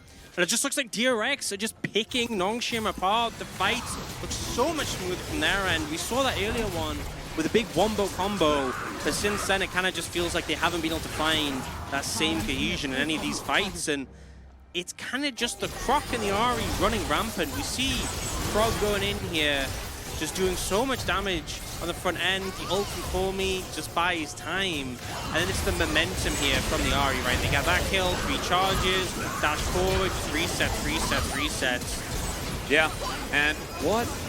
Dr. also like actually just committed suicide that fight and did pretty much nothing else. It was all Frog. Yep. Frog and Satab getting that damage down. Sponge CCing everyone. You know what it is? Just what's that? Go over and dive comms. Yeah. It's that easy. Yeah. Just go and dive and just make it happen. And man, it's working it for DRX. was very sad watching Doctor last fight. Just in the replay, it's all I watched. I watched him like walk up, he's helping, get snared, then ult in. There was a flash away. He flashed in, died to turret. Yeah. That was it. Not the best. Mm-hmm. And now they're gonna have double Infernal Dragon. Oh wow, there's just a minion. Yeah, Call Me still going to be able to grab 2 though. There's the snare, does manage to go down here as they dive forward. A massive Gnar into the wall as DRX, they've already lost their AD carry, but they didn't need him in the last fight. Can they still manage to get some work done as Satab's going to chase after the Gnar? Kind of a glorified orange buff this game, as well as Double H is getting torn up by the Crocodile. Frog doesn't seem to mind too much as Satab will eventually go down. Sponge now. The Warrior Tricks utilized. Pleta still limping away from the fight. This Crocodile, terrifying. They dive on top of the Belvet. The engage is decent as he doesn't have a dice. The zigs, the zags, too much option as now Double H comes in. That is a very low health stopwatch, and that means that he is definitely not surviving. And DRX, they win a beautiful team fight, and then they lose one. And you know, the absence of the AD carry didn't matter so much before, but it kind of felt like it made a bit of a difference in this one. I just find it hilarious that it's like, oh, there's a minion walking out of the brush, and it still manages to work. They weren't really caught off guard by it, but it's just, yeah, just charges them. Instantly, we see Kai'Sa go down, and then the follow-up ensuing fight, like they've immediately lost 2 members pretty much off the bat, and it just feels like from there, it's so hard to continue the fight. Yeah, no real options, and we were memeing a little bit about Dr. not doing so much in the last team fight, but DRX was still able to have it so much more coordinated. Frog just gets kited throughout this whole situation. Yeah, it seems whoever engages first wins. Yeah, it's sometimes a thing. You know, sometimes this is how it is. Yeah, it do be like that.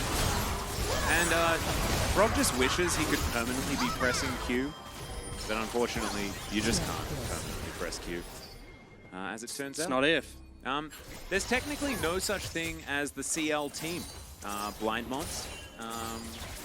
There is, you know, just the team of DRX, and they can put their players in whichever league they would feel like. That's how it kind of works now. You do need to give advance notice. But Dr. is just getting back on his feet, as he did take some time off in round 1 of the season, trying to get his head on straight. And so far, he's been doing very well. I believe he is now 3-1 as far as games won and lost, or 4-1. Had a good Twitch game in the last one. Had a good Twitch game in the last one. This one, not so much? No. You know, it's not the worst, and he is at least within touching distance of CS. And at least isn't 1-5 like Mihail is. True. Yeah, Could be Mihail worse. is having a bit of a stinker. You know, he could have played Cassante, though. And so I don't have a lot of sympathy for Mihail. Yeah.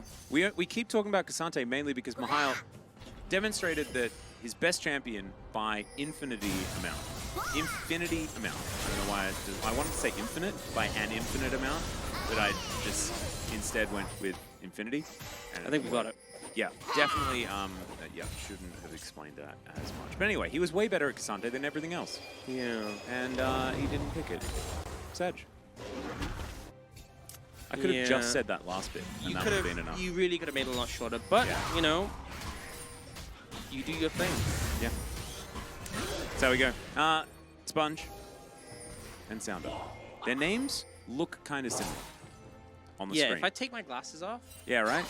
You put the G up the other way. I can't see anything. And it just sounds, it just like looks the same. Yeah. But anyway, they're both junglers, so it does help. Tab looks pretty similar as well. Yeah. It starts with S. That'll do. Yeah. Well, thankfully, Pleta's name starts with P, and he's the only one. There we go. Nailed it. Although, if it was in Korean, it would start with the same letter as Frog. Crazy. So there you go. There's a little bit of Korean trivia for you. Is Faker now on CL team? I guess based on my logic from earlier. From prior? My prior logic? Prior logic or knowledge? Yeah, I'm really just not wording very well today. Not wording good much. Words are hard. Based on my... I forgot his name, the person who was in chat before who had struggled.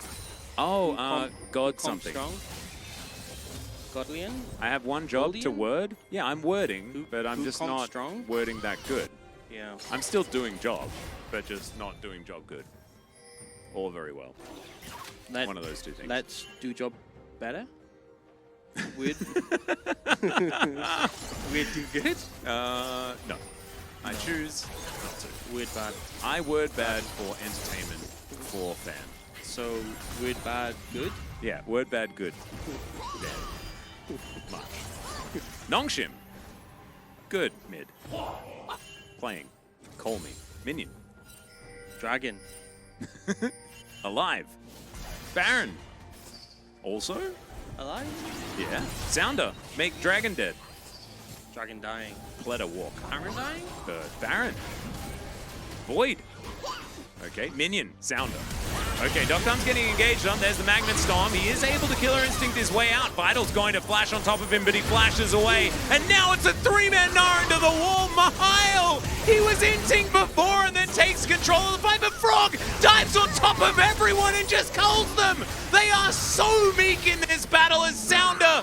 Oh, he couldn't hear that one. And Doctom, he just limps his way back in and says it's gonna be fine. Call me trying to get some bloomin' bursts in here, but it's just not going to work out. As Sponge, he'll come back. No one can take this Baron, and Doctom was just basically a dead man walking. Frog, Sponge. Oh god, it's diverted as now Call Me. He's gonna have his twin taken down, and now Sponge just needs another Nimbus Strike. Just one more, there it is. And he stopped the Baron. Call Me for POG if Nongshim wins. Well, did the job. I think the lesson we can take from this is that we finally see the late game powerhouse that is the Renekton on full display. Obviously, Mihail actually gets a pretty good ult in, but then Renekton is just standing on top of everyone and melting them. And is kind of immortal. Yeah. No, there's a thing. So they actually buffed Renekton over a course of a series of patches. His ult damage. Yeah. Ult damage at level 16 is pretty nuts. It also now has an AD ratio and everything. It actually does quite a lot. So in those fights where you can just stand on top of everyone, it's almost like a Sunfire Cake. I was gonna say, what if he also built a Sunfire Cake? That's a lot of burning. Yeah, I was thinking that maybe that could be the answer, is Mega Gnar. Coming in for Mihail. And DRX, because they've triggered that, it might be that they could bide their time and just wait for an opportunity. Orbit Deception flies in, and Nongshim haven't started the Baron. That is going to be the engaged Sponge. He goes golden as well. As now Froggy's Dominus, he's going to get gnawed away, but that is not going to deter him. He's just going to battle Mihail. A massive knockup from the Rakan as well as Doctom. He finds the engage. He finds damage in a team fight as well. Void Seeker's going to hit the mark. And that was the team fight he was looking for. DRX just looking great. It's like, honestly, it's a pendulum. It's like sometimes you're right at the good bit, and sometimes it's terrible, but this was amazing. And how great is Wukong, by the way? Oh god, best jungler in the universe, I think. Yeah, and Sponge with such a good engage. I love the stopwatch coming at the same time as the Zhonya's from Call Me, so that it just meant both of them coming out at the same time. The ult immediately follows. Call Me is just dead without being able to do anything, and the rest of the team's there to follow up. I mean, the momentum in these fights is going so well with Satab and the Ahri, but also Frog is just, I'm going to say it, at this point, he's a toad. He is that big. He has definitely evolved. Maybe he's a prince. You never know. Definitely a prince in my books. But yeah, the synced stasis from Sponge to ult on the way out, just beautiful. And Vital, everyone jumps in it. But it again has been pretty solid on the Rakan in this series, but finding a beautiful engage there just to follow up on top of the Xayah. And at this point, fight is doomed. Don't end up winning the game off that, but they do secure the Baron. They do lose out on the Dragon for it though. So Nongshim, one away from Seoul. That is their silver lining they're looking towards. Part of the playbook. 21-13 is the kill score. We've definitely we've upped it when it comes to the ante. You know, there's so many more kills. Absolutely love to see it. Yeah. Especially in comparison to the LCK. We didn't see a lot of killing yesterday. It was a bit of a rough time. Total damage dealt. It is a battle of top laners. And honestly, Mihail, we've been giving him a little bit of flack this game, but he's been doing a lot of damage. Look, mainly to Crocodiles. Sometimes you have like players who emanate the shy style of play. KDA irrelevant, DPM, all that matters. Oh yeah. And Mihail feels like he's kind of going for that vibe. You know? I'm into it.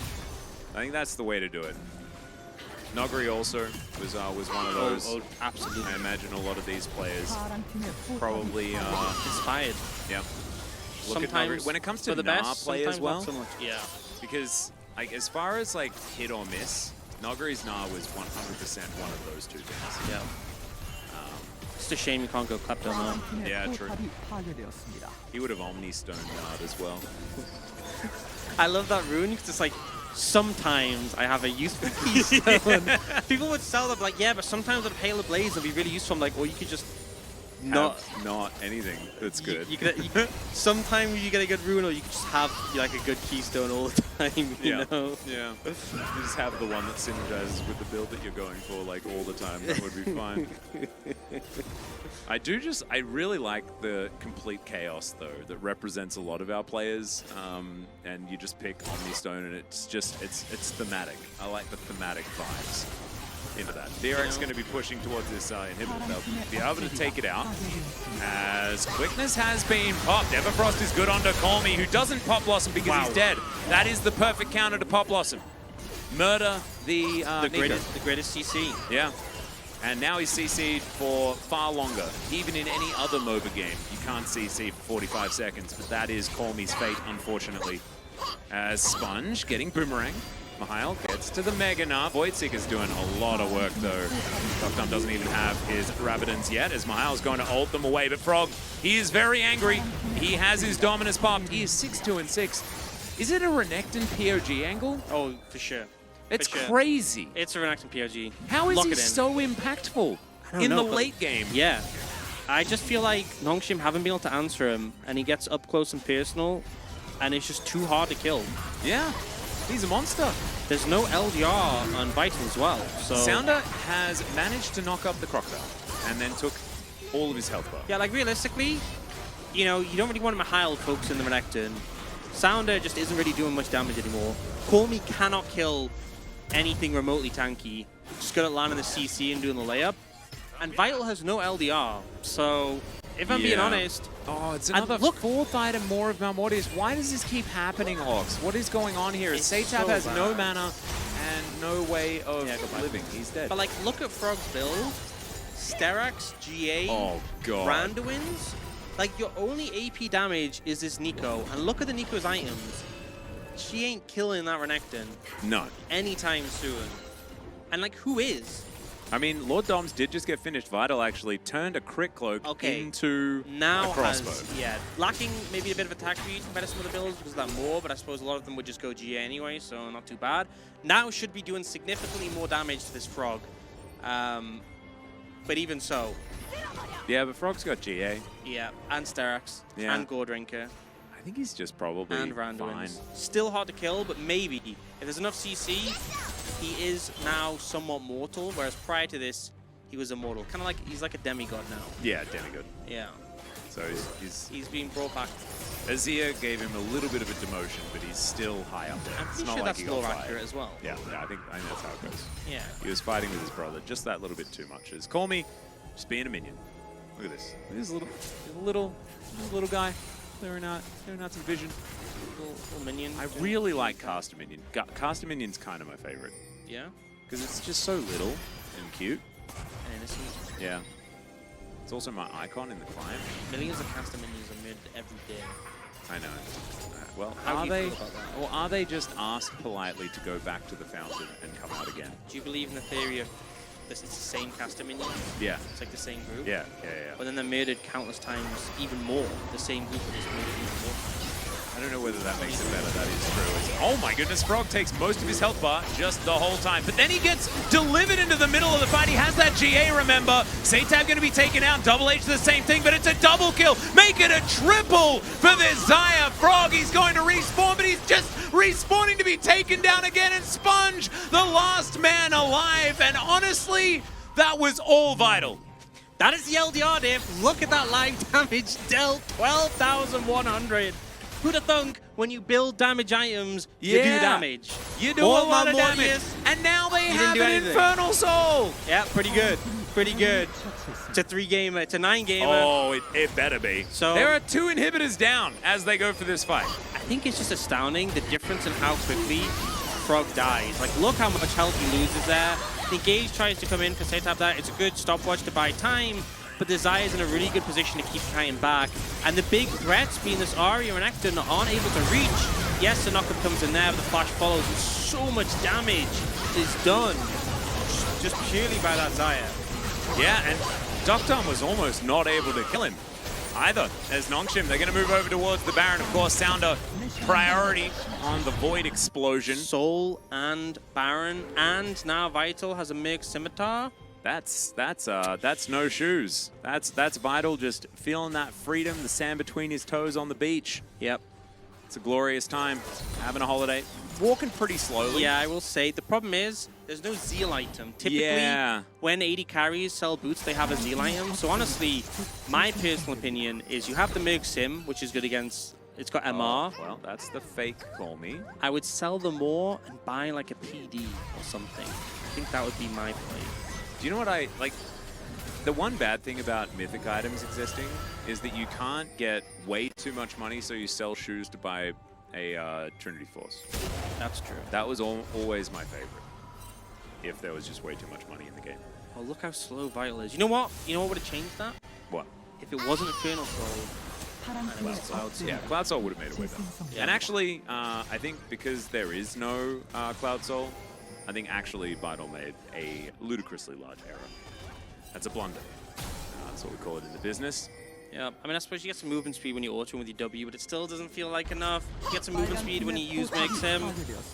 But Yes, we'll see. If DRX move into auto attack range of Vital, he will kill them. He will deal rather a lot of damages. Yes, and then they will try to CC him, and he will say no thanks. Oh, look, the Void Fishy Remora. Yeah, the Void Remo raids, doing some work. And Sounder himself also able to slap this turret down. They will be able to take the inhibitor turret on the bottom side. And DRX, they are going to lose the game if they don't go for something here. As Warrior Tricks to use by Sponge. Frog trying to stand in that front line, but if he is too close, then he will just get torn apart. Double H going to be taken down. They dive into the backline. Quickness does a decent amount of work, but the Pop Blossom is too big! And then the feathers will fly. That's the Quadra kill for Vital. And Sponge going to be the next one to be taken down. There's the Penta kill, and Nongshim, they will take game number 2. The 9-game dream remains alive here today. And so many kills in that game. 49 in 41 minutes. Absolute bloodbath, but never giving up. And we saw all those fights where DRX had momentum, but Vital eventually comes in strong with a pentakill at the end as well. Vital, right? Yep, 100%. Really strong performance, and you know, good moments across the board, I think, to find the comeback, but I think this Xayah just became too much of a problem, and you can see the Nequal really significant in this fight as well, but like Frog isn't able to get in, the engage attempt with the Everfrost comes in for Vital, and then beautiful ult from Vital to dodge away from the knockup from both the Wukong and the Rakan, and then boom. Oh my god, the amount of damage. And yeah, he had to, you know, slowly move up, lumber towards the enemies. You know what? Mihail got an extra Ore-Twin on the Wukong. I was like, I know this won't kill. That was close, though. You know, wanted to pump the numbers a bit more in terms of damage, but yeah. For a lot of this game, it was actually Mihail in the lead, and then the last 2 team fights, it was over 20k damage done by the Xayah. Yeah, that fight around Dragon was like 12k damage from the Xayah alone, which is kind of absurd. LDR, it's an item. It's pretty good. It's kind of jacked, especially when like everyone had quite a bit of health on the side of DRX. So, lesson here: don't leave LDR to last item. Although LDR does get better the later into the game it goes. But I think a 4th line was, you know, pretty good. Yeah, I think 3rd is probably fine. Yeah. I think 3rd is always good for your penetration needs. Yeah. Void Star, LDR, these sort of options. Definitely a good move. Belveth was not useless. Belveth swam around majestically. You know, Herald and made little Remoras happen. That was very cool. Is that I remember when Belveth came out and they were like, oh, infinite scaling attack speed. Everyone's like, damn, this champion's gonna be so good late game. Yep. This champion sucks late game, right? This champion's good at skirmishes because all your abilities, when you're level 3, you have 4 Qs. Oh, wait. Breaking news from Twitch chat. Gunadrag saying, according to sources, former LCK Challenger Global caster Moritz Chronicler Jan Musen is the frontrunner in the search for the head coach position of T1. Chronicler was seen interviewing at T1 headquarters after skipping his LCK Challenger duties on Monday. Max. It's Twitch chat. This is information. Ban them. You're going to get in so much trouble for revealing that. I'm not going to get in trouble for revealing it. Obviously, this is actually global news, and I knew nothing about it. You did. We got briefed on this. You might have gotten briefed. Did you not read the brief? I was not briefed. Well, This is going to be an awkward break, I say that much. I feel let down. This is the first Pentakill in Challenger. Actually crazy. Oh. That it happens here. Is it first or vital? Maybe it's Vitals first. 1103 damage per minute? That is a lot. That is, yeah. That is a big number. Although, he did 12,000 in one team fight. In the second last team fight. True. How much damage per minute was he getting in that single fight? Probably like 12,000. It'd be like 20,000, wouldn't it? Well, yeah. Because the fight went for about 30 seconds. It's like 24,000. So 24,000 approximately. That's a lot. That's a decent number. That is definitely a decent number. Snapshot that 1 minute. Looks pretty good. Yeah, certainly does. Well, congratulations to Chronicler in his new position at T1. We're going to go to a short break. I'm going to go hire a truck right now. Call Chronicler, obviously, and we'll be back soon for game number 3.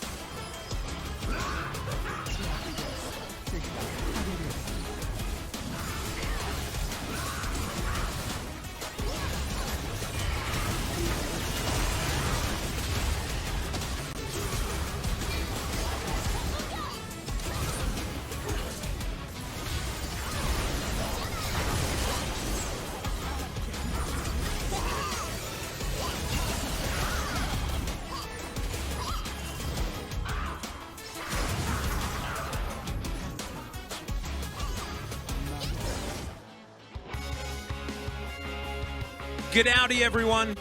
I'm Atlas, joined by Orcs. We're here for LCK Challenger 2023 Wait, Summer. Atlas? Yes, that's I thought me. it was Altus. I mean, Altus is one of my other names that I go by sometimes. I was this whole time. I know. It's You think you know someone? well, it's when the stick letters, you know, and you just don't know which order they're in, you know. Yeah. What do you think about G'dowdy? What? As in, like, it's like g'day, but you add a howdy in there instead. What do you think about G'dowdy? I'm a bit of a fan. I kind of like how it goes. I feel like it's gonna grow on me. Yeah, I feel like the vibe's good. It Cold feels at the moment, nice. but I think it's gonna do grow on me. Do you guys think it's all right? Chat, let me know. G'dowdy, is it yay or nay? Give me a yay or give me a nay. I think G'dowdy's like it's it. It feels good. It feels good to say. I'm happy about it. If you got we got a couple of yays. Stop trying to make G'dowdy a thing. G'dowdy's already a thing. It's a thing. I've said it. Fetch isn't a thing. That's so fetch. Is that Mean Girls? Yeah. Oh my god, it's been a while. God, I love that movie. It's so good. Nay Audi? You know what? I'm not happy. I'm not happy about this. Don't nay Audi my good Audi. Yo, Your passport has been revoked. Gunnar drag, meet G, okay? Yeah, what? Actually, if you bring your armor, I'll trim your armor instead. Meet me at in Edgeville. Edgeville to leave it. Alright. Wait, is this a RuneScape Will thing? 302, yeah. Meet me there. Edgeville, next to leave it, bring your best armor. I'll trim it for you. Based. Alright, we're in the draft. Rel has been banned. An interesting thing. Double H has had an up and down game. He was up before he crashed down. Yeah. And then actually won in the last game. I think largely to do with a very, very large Vital.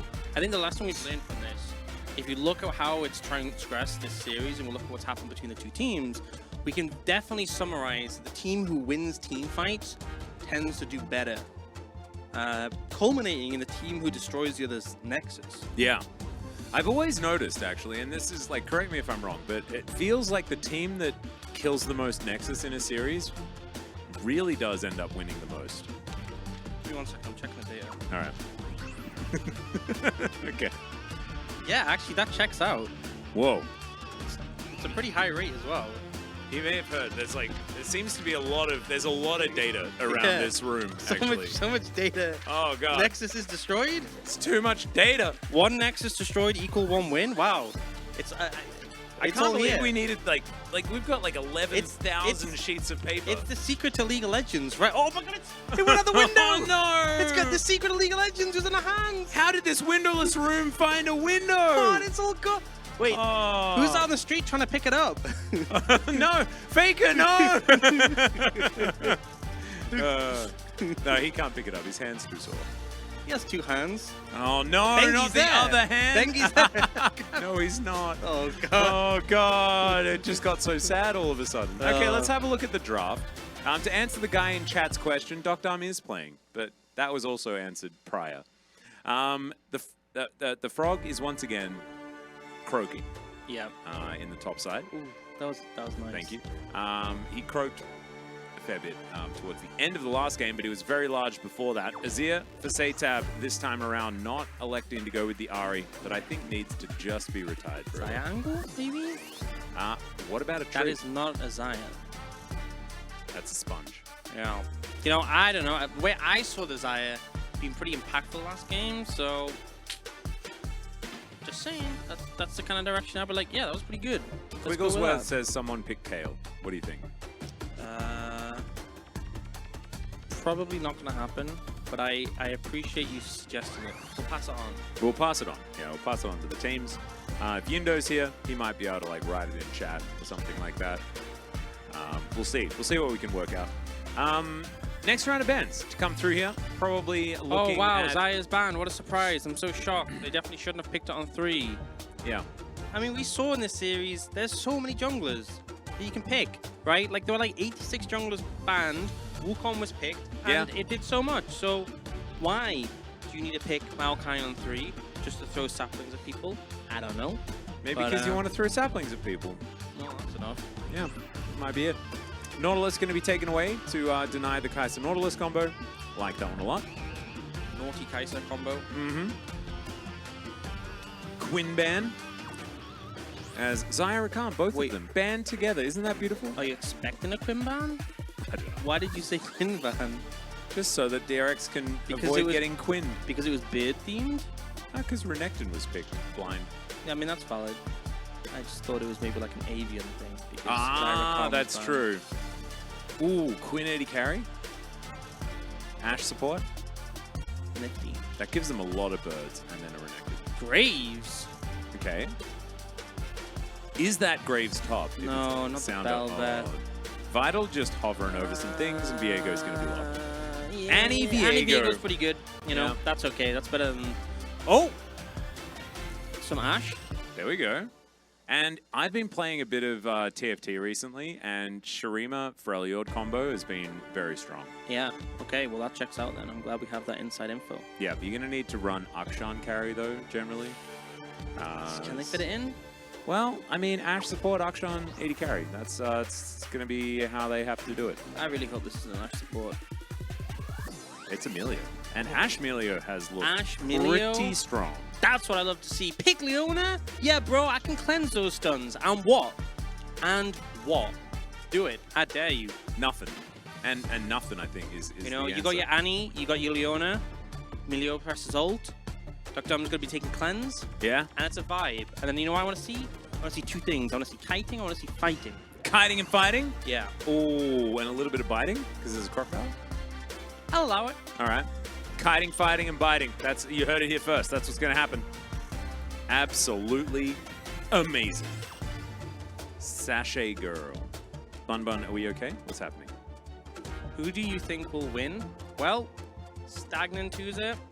I think we, the viewers and the casters, will win. We will. And honestly, we already have. Because we've gone to 3 games. Who and has better draft? It's subjective. Who picked good? Who picked good? Who do we pick good? Who do pick good?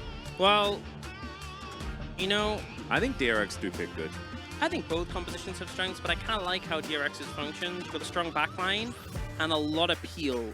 But there has been this tendency recently that whoever has the more engaged tools just kind of wins. So I kind of like DRX's comp, I'm going to be honest. Yeah. But I think Nongshim's has a lot of cohesion. Yeah, and it's also, it's got that like, that death ball theme, and Yeah. Poppy makes things really annoying for any comp ever. So, Keeper's Verdict going to be a big one, and I think when you've got Poppy and Kai'Sa in the same comp, you can always find some angles. It's the way it sort of feels, like the more you separate it, the more value Kai'Sa can get, and I reckon that's going to be pretty powerful. But I just love Ashe Melio. You know, I think there's nothing more satisfying than Ashe with flurry up, lethal tempo up, kiting, and just been like... You find it very satisfying when there's no counterplay to it. You like lack of counterplay. I just feel like the thing that I love the most is when auto attacks feel good. Yeah. You know those champions that when like... Oh, you know what was the best? What? Graves. Oh, Before he old got Graves. changed. Oh, dude. Oh, Mafia Graves and Pool Party. Both of those. Mafia Graves was so nice. Honestly, they should just bring out game mode where you just gotta play those old champions. I just want that animation. Just sit me in practice pool for an hour and I can just order things and be like, ooh, Oh. I got a story to tell you about old Graves, but first, let's rock out.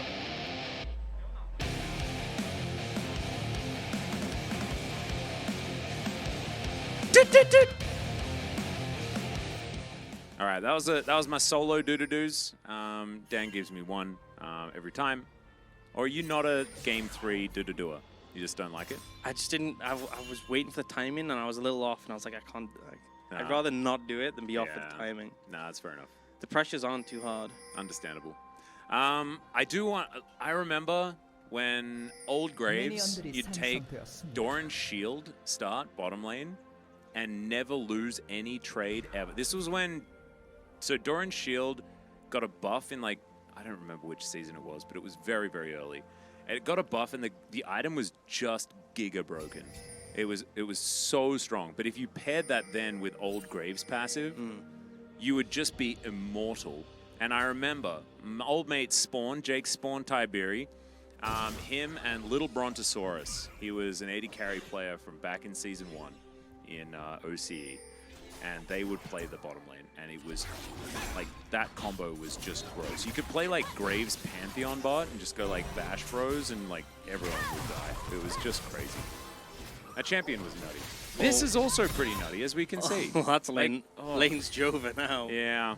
Dunshada, I think a big thing with the Ashe priority is that she has a lot of options in terms of a build. Like, I've seen Triforce be pretty strong, which makes you quite bulky and hard to kill compared to, like, other AD carries. I also think although Ashe by herself is vulnerable to dive, if you have sufficient peel, like here they have Azir, Maokai, Melio to create space, if you can't get on top of the Ashe because of the peel, she's actually really good at dealing with, like, melee or short-range threats. Like in this game, if they're not getting on the Ashe, it's going to be so hard to play out with like being perma-slowed and stuff. I just think the champ's in a decent spot. I don't think she's like S tier or anything, but I think she's pretty solid since the buffs, and her laning is super potent. Like her level 1 is ridiculous. I also think she's one of the best paired with Leo as well. Just because you have Frost Shot as well as extra range, and the range is already not bad. There's also like Ashe Braum's really strong. Yeah. I think you often want to see the comp and see the matchup when you go Ashe, but like I think here you knew there was a lot of cleansable CC and you can go Ashe and Leo pretty nicely. But like even Ashe Braum would have worked well, but obviously probably wouldn't have picked Leona into that. I mean, we even saw Taeun play well on Ashe yesterday. Yeah. And that tells the whole story about whether she can be viable, in my opinion. Because he hasn't been having a very good time over the last few weeks in the LCK. So there we go. What is your opinion, Orcs, on top Taric? And why does it keep randomly winning in Challenger solo queue? Because I think Taric is one of these champions that people don't really understand that well, because we don't see him super often, but also just has one of these parts of his kit that is like ridiculously overloaded for no reason. What's in that? his passive. Like I've seen Taric, like late game support Taric, like dual carries, just because he's doing that thing where you like heal and goes bap bap heal bap bap heal bap bap heal bap bap heal bap bap, and they just can't kill him. He's invincible, right? So like you stick that top lane and people are like, oh, it's a Taric, it's a support. I can bully a Taric, and then no, you just get bapped. Yeah, they do get a lot of bap. And in the top lane, you build Iceborne Gauntlet as well, and it's hard to get away after he starts bapping. Oh, yeah, it's true.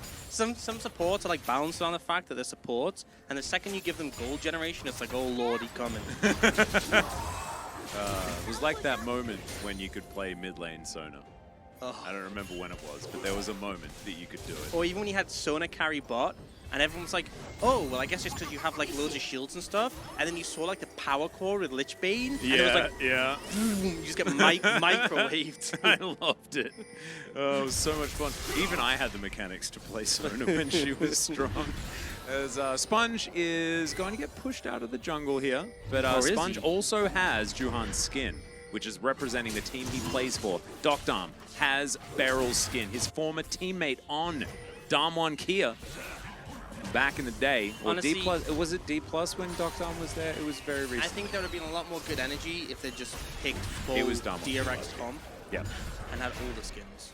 Ooh, very cool. Oh, there's a frog about to leap over. Oh. Do you say those the British names for like the rhyming slang? Like for the road, do you say frog and toad? Nah, that's only London. That's Cockney rhymes. Oh, really?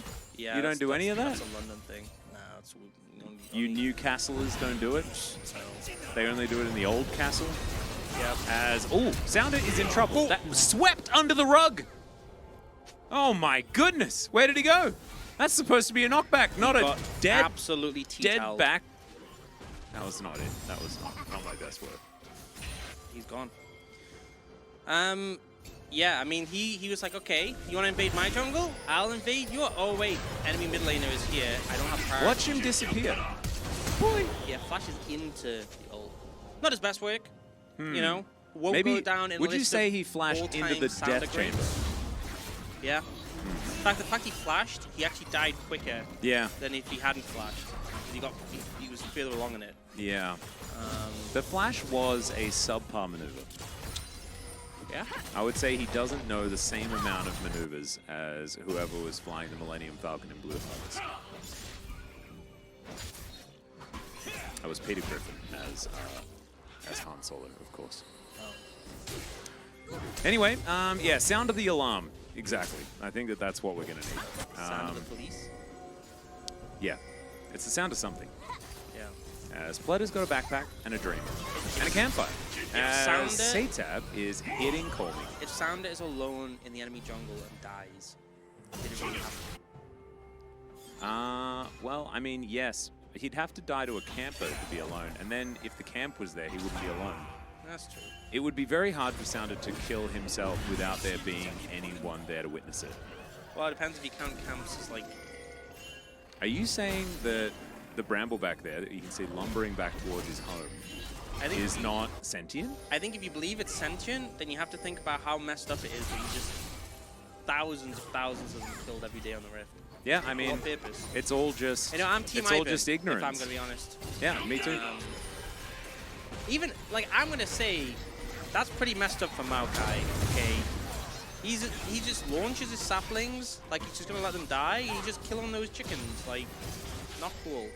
He's the bad Ivan. I mean, what is the point of League of Legends in general? Yes, it's killing the Nexus, but what you have to do is actually just murder each other the whole time.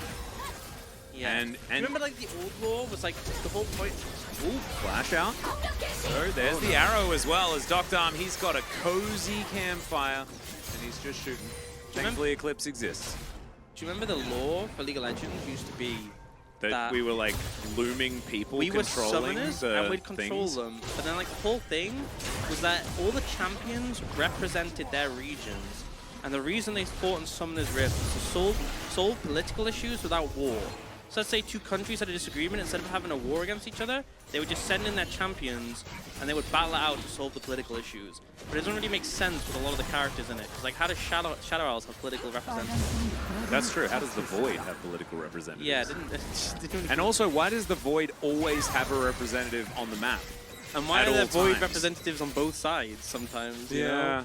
know? It doesn't really make sense. I think, you know, I'm glad we retconned that bit. I'm glad we retconned the that lore bit. was very convoluted and confusing, and now the new lore is don't think about it.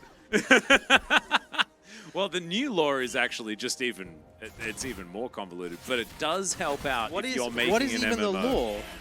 What do you mean? The lore for as to why? Why does League of Summoner's Rift exist? Why are they on this map? Oh, Battle Royale? Don't know. You can't just say you want to fight. You and can't stuff? just say Battle Royale. And What's that's that your movie? Like, answer. there's a movie where it's like Battle Royale. It's like there's a guy that says that in a movie at one point. That's why I was saying it. I'm not entirely sure. Could it be the movie Battle Royale? No, it's not Battle Royale. It's not that one. It's not the movie Battle No. Royale, but No. another Battle Royale. It's the guy that randomly says Battle Royale for no reason. Hunger Games? No. I think that'd be really on the nose. I think that'd be really on the nose if in Hunger Games they were just like, "Hey, it's like a battle royale, like that film." No. So it's not the movie Battle Royale. It's when the guy said it's in Accepted. Accepted. He says Battle Royale for there it is. Cartman, bro. You know. Accepted Man that there knows. was a battle royale. I actually really like that movie. Accepted. It was just like it's a fun one of those teen movies, you know. Don't have to think too much. About saying that university's overrated. Which Kind of true. Yeah, you and I probably agree with that one. I dropped out. Yeah. And look at my life now. I'm sitting next to a guy in gym shorts, Yeah. talking nonsense. Yeah, and I'm sitting Over a next to a video guy game. in track pants who's obsessed with capes that are on fire. Isn't it cool? This is the best life. Yeah. Guardsman Bob. Oh my God, I remember. The GOAT of like original like streamed content for League of Legends. Yeah, back that's in the day. thing. You know, Match51, because his thing, Arcane Season 2 is undoubtedly going to be a continuation of Season 1.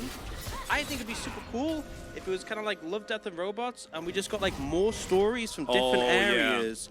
I actually kind of wish that Arcane was more like Black Mirror, where every episode was just a different story. Yeah, how sick would that be? And it's would like, be okay, dope. this episode we're going to Frail Yard, we're going to do some cool stuff for like Like, Sejuani. like check in with Olaf, see what Yeah. he's doing. And the thing is, like, it's not that Arcane wasn't good, but it's like, you know that, like, okay, Arcane Season 1 worked, Arcane Season 2, we're going to do more, there'll be more Jinx, there'll be more Vi, there'll be more Jace. It's like, I mean, that's cool and all. Arrow! There's a lot of characters we don't get to see. Like the Yordles. Yeah. What's Teemo doing? What's Hey, Tristana doing? Heimerdinger is a Yordle, and he's in Piltover hanging out. And they all bullied him. That was messed up, man. Yeah, that was pretty the messed up. the most messed up bit of the show. Yeah. You know what? I'm not Team Jace. Neither am I. Jace, I think Jace was a bit of a jerk Jace sometimes. is pretty cringe. Yeah. You know, and he sold out immediately. He got his political position. He was like, I'm going to do this for the people. And then Mel was like, hey, you're going to get to do some shady dealings? He's like, all right. He's Matthew McConaughey now? Like, what's going on there? Yes, Turret he is. not going to be taken down. Gets a bit mad at Sponge, but that's okay. Call me also going to escape. But I'm going to have to skip away. As, yes, we're having a bit of a bat chest You know, moment. Bun, I can't read out what you said, but I agree wholeheartedly. What, with the animated angry Heimerdinger face. Oh wait, that Bun Bun. What's Bun Bun say? At the top. That's a good point, actually. I wonder why that does happen. But I guess it's fine. It depends on the context. And I like to think that that word is actually a good word, not a bad word, but that might be colloquial. Not entirely sure. When thinking about legal, you simply ignore yordles. They do not make sense. Fair enough. Actually, I got a painting from one of the people on the art team for Riot when they came down to Australia for some reason. I don't remember what it was. It was during the 2015 OPL final that we had. There were a bunch of members of just the Riot office in LA, and one of them made a whole bunch of like yordle houses, just like off the top of their head for like where the yordles would live. I've still got the painting actually. I should actually bring it. Or like tweet it out or something like that. It's really, really cool. And you can tell exactly whose like Teemo's is and which one his Heimerdinger is and stuff like that. Teemo's surprise has You should tweet mushrooms. that so I can look at it. It's very cool. It's very cool. I am also going to say, here's my pitch for Arcade What's Season that? 2. Yeah. It's like Aatrox kills about everyone. Jin is doing devious acts, terrorist acts in Piltover, and Camille has to hunt him down, but it's also like breaking all the rules, like a loose cannon. Whoa! Because she's like, no nonsense. And then she sets Silas free to join her, and he goes rogue and betrays her. Yeah, why not? And but then like, joins Jin, and then they have a real problem on their hands. I mean, that could happen. But I just really like the whole Camille chasing down Jin, and Camille's like ruthless. Like, that'd be cool. Yeah. That'd be sick, you know? I also want side content during that of like Diana Leona, because I actually think that like that's one of my favorite sort of like stories in the game as well. Mainly because then they get to revamp the Diana theme song from the splash screen, because it was the best song ever written for League of Legends. You ever listen to the Diana music thing playlist on Spotify? That was pretty good. No, it's dope. That a lot, yeah. Actually, I don't remember who it was, but it was when I started streaming, and someone recommended that exact playlist, and we listened to it for like 2 weeks straight. It was great. I still going back to it. You know, often I'll listen to something, I'll listen to it a bit too much, and then I don't listen to it a while, but I find myself, that's like my go back. Like, I don't know what to listen to, I'll listen to that. Yeah, no, it's good. fair enough. For me, that was the Transistor soundtrack. I never played the game, I just listened to the soundtrack, and I listened to it too many times. I played the game. The gameplay loop, not the best, but the music does slap. Oh, it's really so hard. good. And So you know good. the woman who sings in it, Yeah. Ashley, I think her name is. She's also the one, you know, Hades. Yeah. You know the what's her name? You find her in Tartarus, I think. Oh, I don't know. Someone in chat's gonna know. It's the same voice actor, and she also sings in that. And she plays. Oh, I can't remember because the. Oh, arrow gonna land here as Sound are taking a little bit of damage. Gonna go back to the game for a moment because we haven't really addressed it. DRX are ahead by about 3,000. It's Call Me struggling in the bottom lane. Anything interesting? No, we can keep talking about Hades, I reckon. Eurydice? That's how you pronounce it, isn't it? Yeah. And who's the guy? It's that Greek myth where like she has to follow him and he's not allowed to look back, and then he looks back because he's a dumbass. Ah, makes sense. Odysseus. That's not Isn't we've got Sounder getting a bit of a smite happening. Yes. Morpheus. Yes. Okay. Morpheus? See, this is why it's so good. Which pill? When I'm trying to think things out. I love Morpheus. And there's Twitch chat that you know. Did you like it when Morpheus was in John Wick? You know that channel I was telling you about earlier, the one that was playing Roller Coaster Tycoon. There was this great bit where he made like a little boat ride, and then the line was too long, and it was like an open. You just take a boat and you go wherever. Yeah. So then he put like a track you could only follow. But then later he made a second one that was open and free, and he called them the blue pill, the red pill. Yeah. That was I really liked Orpheus a lot because he was Morpheus at the same time. Orpheus, Morpheus, Dorpheus, seashells on the sea, Shorpheus. Yeah. He sells them. Anyway, court musician in the House of Hades in the game. Oh, there we go. Morpheus, Morbius. No, I think it's just Morpheus. As Frog is a frog. And in comes Vital for a bit of a gank on the Crocodile. He's going to flash, try and get himself out of the way. There's a teleport coming in. See whether they are going to survive. As Frog just says, no, you're dead. because Vital decided to exit. Sponge moved on over. Pletter's moving up, and Vital's really dead. Satab's going to grab a double. He is now on a killing spree, and DRX is kind of just wrecking him. They're just really ahead, and honestly, if they're ahead with this comp, it gets really hard for Nongshim. I'm not gonna lie. I feel like Vital could have committed to actually doing anything. Yeah. He ulted to get a shield, and then... It's out of sync, because like, Kyle's like, I'm flashing in. Like, is that the right call? Probably not. Then Vital just dies anyway. Just a little bit out of sync. I think we're hindsighting. We're hindsighting a little bit. You know, like, he was going to die to the teleport. It's all about then, vibes, yeah. And I don't think the vibes are great on the Nongshim side, but great vibes for DRX. Good vibe check. Yeah. And if you look at the gold, summarizing, well, yeah, that's a lot. Yeah, blue numbers big, DRX good. Solid gold thing that happened for them. Yeah. I would say. Over 4,000 gold lead at 18.5 minutes is quite significant. Yeah. That's a lot. Yeah, this is a decent advantage, especially when it is, oh my, Leandri's and Nash's both completed here for Satab. I don't think you win a fight against DRX in a 5v5 for a very long time, if ever. Yeah, we have a question though. Bigu, Bosu, Bobu, Bigu, Bosu, Bobu, Rosu, yeah. Favorite Skyrim race? I don't have one. You don't? That's racist. Mine's G.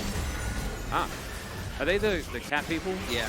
There you go. That was my character when I played. I like the race that had the arrow in the knee. G has that was a good points. Nords were also pretty good just because they had good one-liners.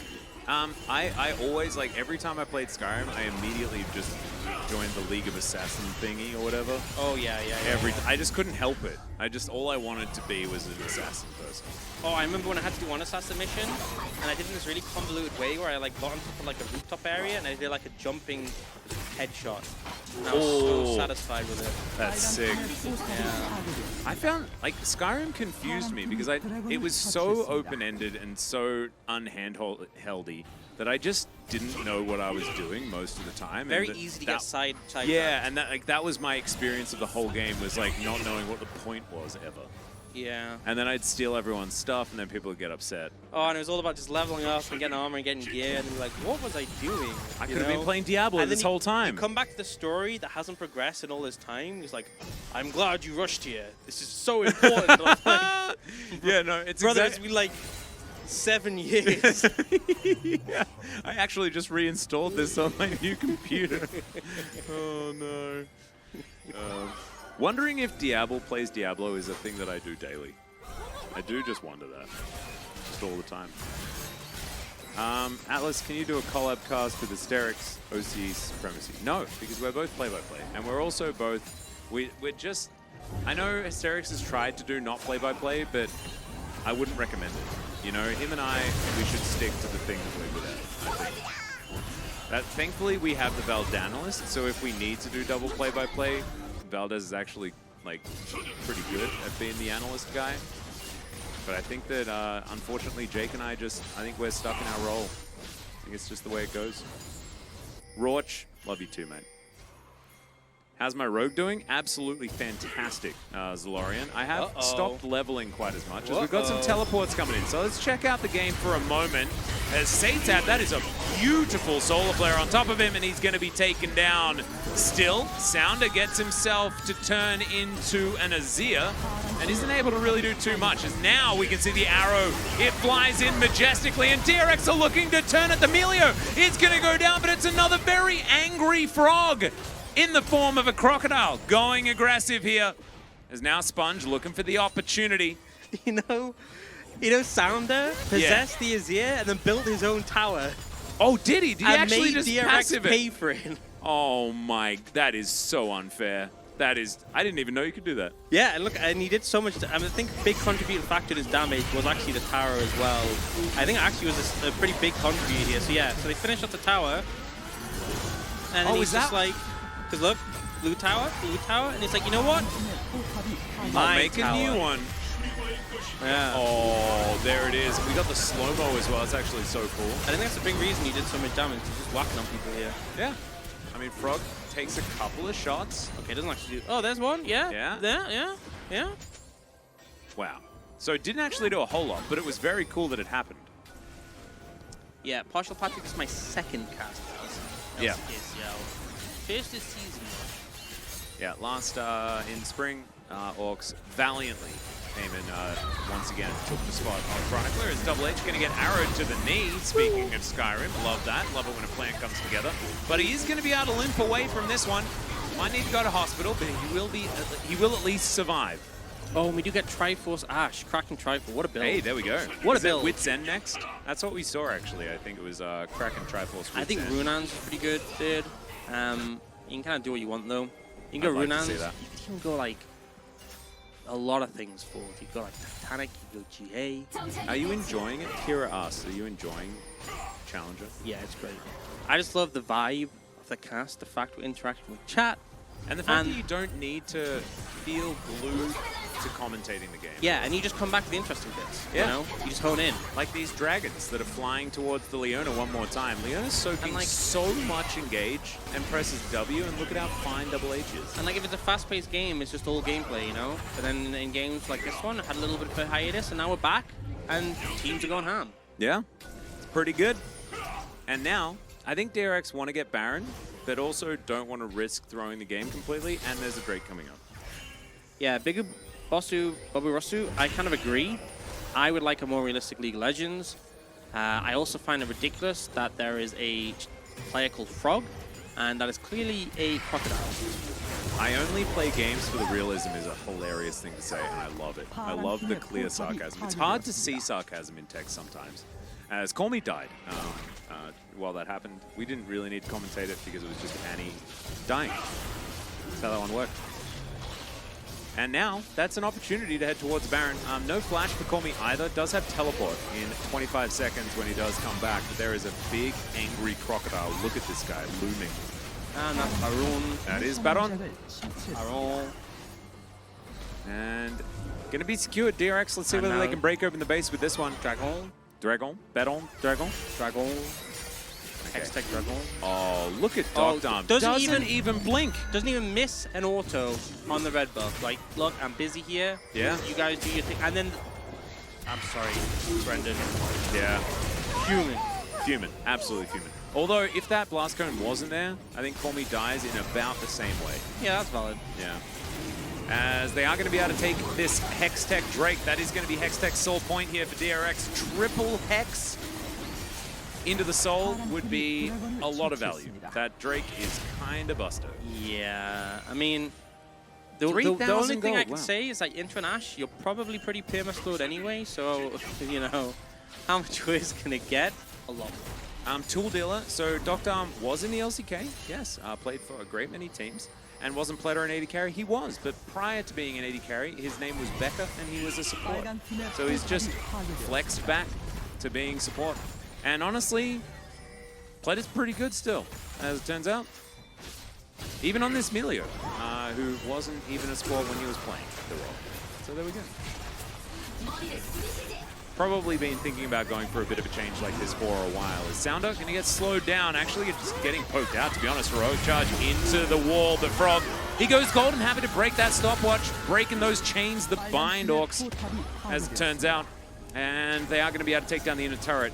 Inhibitor going to be the next one to go as Nongshim deal with the wave in mid. DRX, they have their eyes glued to this inhibitor turret with another minion wave conga lining forward to throw their lives away in the name of DRX. They're looking for even more as Frog dives in. It's a decent stun onto Mahal, but Double H, oh man, he is just going to go down. Satab holds the ult as the Kai'Sa gets away.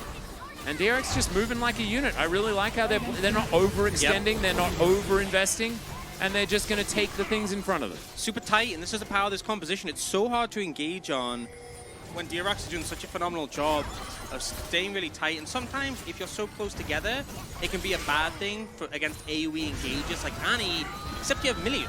So even if Annie goes for like a flash AoE stun, Milio just presses on, it's like, well, you just lose. So doing a fantastic job here. The ult's coming in. Yeah, Sounder in a bit of trouble, but the arrow will connect, and I love the zoning work from that Nature's Grasp. But Nongshim just getting picked apart, not really finding any opportunity for an engage, and Doctorm even happy to flash forward and grab that kill onto Vital. A bit of revenge for last game as Vital picks up the pentakill, but unfortunately will not be able to win the series. 9-2 is the scoreline. Satab teleporting forward. These Nexus turrets not long for the world. There's the sweep. Scoops him up, smacks him down, and he's going to go golden as well. They're not even going to be able to kill the Emperor of Shurima this time around, especially not with his lap crocodile here to help lock it up. And so, that is DRX taking the victory over Nongshim. Nongshim on a bit of a tear here in Challenger, but unfortunately DRX going to be able to stomp that one out. And does that mean now Dead even. they're dead even? Yep. It is third place now for both of these teams. Yep, same game score, and I think ultimately game 1 and 2, you know, there's a lot of back and forth. This one felt a lot more one-sided, and it really felt like once the control was in favor of DRX, especially the composition, their ability to peel back, they had a really solid performance that felt just kind of hopeless for Nongshim. Come on. Didn't hear that part of the song, honestly. That was pretty cool. I was kind of out of nowhere. I broke my brain open a little bit. As we need to vote POG. Who's it going to be? Are we say Tavern? Big. Seemed like a big Azir performance. Somewhat big. Yeah. Vote. Say Tab twice. Yeah, I'm down for that. Say Tab. Affirmative. Yeah. Affirmative. This wasn't an old tab. This was a say tab. Roger. Roger. Sponge also did good. I Yeah. actually felt like it was a team effort. I think some Dockdown votes There's would a lot also of be good- warranted. These are the games where it's a bit harder because a lot of good people who played well. Yeah. A lot of good. Even shout out to the Croc. A lot of good people. Yeah. Frog, absolutely fantastic. And then there's Milio, who unfortunately will never receive any POGs because that's just not how we win. No. Same with Yumi. Yumi, no POGs. Never POG. Yeah, you need to Ultra Mega Fire Kick more often. Never Yumi. Never Milio. Unless you have like the most exceptional Milio game ever. Never Milio, never Yumi. I wonder how many Yumi POGs Lahen's got. I think he probably got at least 4 or 5. Way too many. Yeah. This was back in a different time where To be fair, I have it was seen, more interesting. you know, when I was in the LPL, there was this one sick Mako game where he detached as Yumi. Doinby shurikened on Akali. He ate the shuriken and then reattached, and you can't reactivate it then. As Doinby was just like, wow. What? Sucks. That is actually... That's why you like, have the that's Yumi will gameplay. skin. Yeah. That's like the one time I've gone, damn, skill expression. Yeah. One time on Yumi. Any other time I'm like, blah, this jump. There you go. But you know, it do be that way. I wonder how many Yumi skins they sold. Like the 12 the billion. EDG ones? 12 billion. Do people play Yumi in solo queue? I think a lot of lower elo. I think Yumi's a popular normal champ as well. I think Yumi's super popular. That's why they always try to keep it broken. Huh. Weird. Anyway, Satab 3-1-6. Whoa, we voted for And him. played good. Yeah, we voted for him. There we go. Nice. Hopefully we didn't monopolize it. It was like Tight, obviously tight. going to be a frog vote that we denied. Tight. But I think Satab played very, very well here today. Tight. Ooh, Astro Nautilus is an EDG Yumi owner, even though they are a skin. I don't know whether I agree. Just in general. Imagine winning Worlds and picking Yumi as your skin. That is the most... One, It's he kind of wanted based. Yumi to look like his cat. Yeah. Supremely based. And two, real talk, when you pick your World skin, the primary goal should be what is going to make the most money. Yep. Right? That's why Beryl IG picked knew how Ash. it was. Beryl knew how it was. IG knew how it was. No offense, Doinby, but that Malphite skin, not the call, not the play. No, right? that was don't, not it. Don't pick a champion that's perpetually popular. Kai'Sa, great example. Everyone Lux or Misfortune. Ezreal? They're the only champions you should ever pick. Ezreal, like Yeah, Haru, what a god. everyone plays Ezreal. Like all these such good options. Don't pick champions. Don't be like, I'm gonna be cool. Like okay, think about most recent Worlds. Aatrox. Where's he gone? Yeah. We ain't seen him. I mean, He ain't coming back. is that really Kingan's fault though? No, I'm not blaming him. I'm just saying you got to pick the champions that are Matt Renekton, bro. People should pick that. Oh yeah. That champion always. But that's not a great solo queue one, but it always comes back. I mean, Marin's got a big brain. True. That's why I picked it. I'm pretty sure. But yeah, if you just pick the champions like Lulu, super popular, everyone plays it. Rakan. Yep, Rakan's a pretty good one. We haven't had like a Lulu world skin. We've had Thresh twice for good reason. Gal picked Rakan, right? Yeah, and so did who Who was it? Core? Core as well, yeah. Yeah. Yeah. So 2. I love how as well. Right, it was like, look, we have Zyra Khan, they're a couple, they're always gonna have matching skins. And then Worlds was like, hey, I wanna have Kai'Sa and I wanna have Rakan. Like, okay. And then it was like, but you said they'd always have matching skins, and they're like, no, we didn't. It's like, bro, yes, you did. Now my partner has. Why don't they the just Rakan make skin an? and I can't match. They should just make an IG Zaya. Shouldn't they just make an 2 IG Zaya? skins? Yeah. 2? Why not? You only need to make 1 splash art. We figured that out. It was such a popular skin line. Probably could have. Yeah. Honestly, the should've. IG skin line was probably the best. Do you know what's sad? The EDG skin line just kind of flitted out. I didn't. It didn't impact me as much. The problem is, okay, I think Viego and Aphelios, those ones are really popular. I see those used yeah, a and lot. they're pretty cool. Yeah. But Yumi, Zoe, yeah, Who? please. Graves top lane. Yeah. Bro, no one even used us. Plus, the problem is as well, so also another important thing, you have to bank on the fact that, like, you can pick a popular champ, but popular champs constantly get new skins, and also a lot of popular champs have a ton of skins and have really good skins already. So, like, True. If you pick a skin for, like, Ari gets, like, 17 skins a year and already has some really good ones. So it's like, you know, it might be flavor of the month for a minute, it'll probably get a lot of sales, and that's it. Sometimes you can end up picking a champion that's popular, and you end up being like Kai'Sa, like IG Kai'Sa, ended up being the most popular skin. Everyone still uses it. They'll never top it. That ended up being phenomenal. And I think because Kai'Sa was relatively new, she didn't have like a core, this is her best skin at that point. Wait, but that was the year that KDA Kai'Sa came out, and that was like And it's still prestige version. true. And it still version that managed was to beat cool. it. That's Yeah, maybe you it's just still- got lucky. Maybe No. you just need a good concept. I think that's what it was. I think it's because like KDA Kai'Sa was like so popular. Everyone was like, "Oh no, it's too popular. I want to be a little bit more original." And so now everyone picks Jackie Love's skin. Yeah. Or maybe just everyone loves Jackie Love and how Because unhinged that's the thing, he like plays. Noodle Neela would unironically be such a good skin, but nobody plays Neela. That's true. Like But Nongshim I Noodle think Neela would actually, be based. if Noodle Neela came out, people would play Yeah, Neela. that's fair. And I've actually seen like, don't you feel like you see more Neela these days?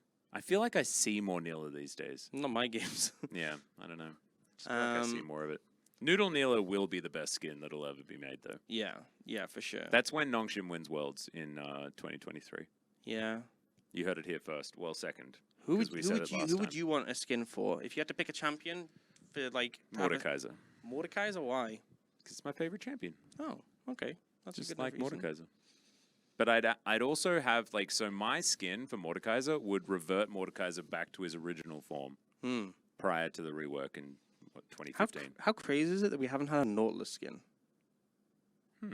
You know who Doinby should have been? Yeah, why? But why he went didn't- Malphite. Why didn't Doinby make a Nautilus skin? I don't know. That would have sold way better. Do you know how Yeah. many people play? Well, actually, to be fair, that skin line was a little bit. Yeah, yeah. But the FPX ones were not it. no. No, because they also just kind. I Do you know just what's think the it's worst thing funny. about the FPX skins? They kind of look like budget SKT skins. Yeah. As well. Do you know what's the roughest thing? Is that IG had like the best skin line.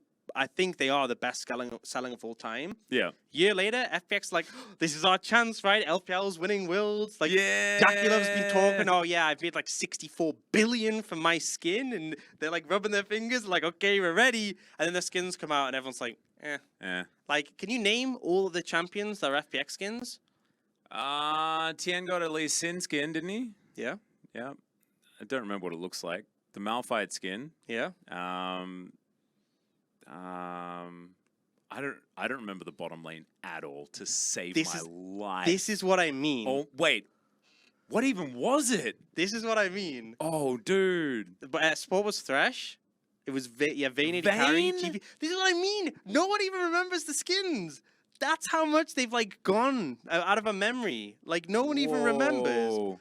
But I guarantee you, ask someone like, what are the IGs at the boom? You know, it's Camille, Why would you Pure, try and compete with Bang for a Vayne skin? Yeah, that's valid. Don't do that. Like, that's very silly. Valid. Oh, man. I like the Samsung Galaxy skins were also good. Like, the Samsung, like, Cuvée skin is fantastic. His super good. Yeah. That is a really good one. I like the Damwon skins as The well. Ezreal's okay. The Damwon, Like the Leona's pretty cool. Leona's The pretty Twist good. of Fate is dope. Yeah. That TF skin is awesome. And there's Damwon Na as well, right? And the Nidalee skin is the best Nidalee skin. Yeah. So and Ghost is pretty cool, but Jin sucks. I just don't like Jin, but it is good. It's a good skin. The Nidalee is it's Kennen. It's not Na. It's Kennen. And the DRX Kennen is the DK Kennen is super good. Yeah, no, I agree with that one.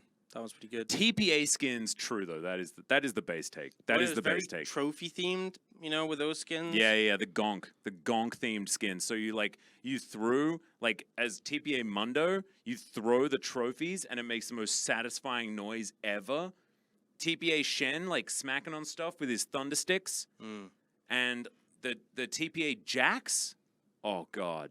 That is the most satisfying auto attack sound. So good. Anyway, we have to stop comment. Yeah. So we're going to do that. We're going to go to a short break. When we get back, the second series of the evening and the second 3 games that and you guys get to skin enjoy. talk. And more talk about goodness knows what, to be honest. See you soon.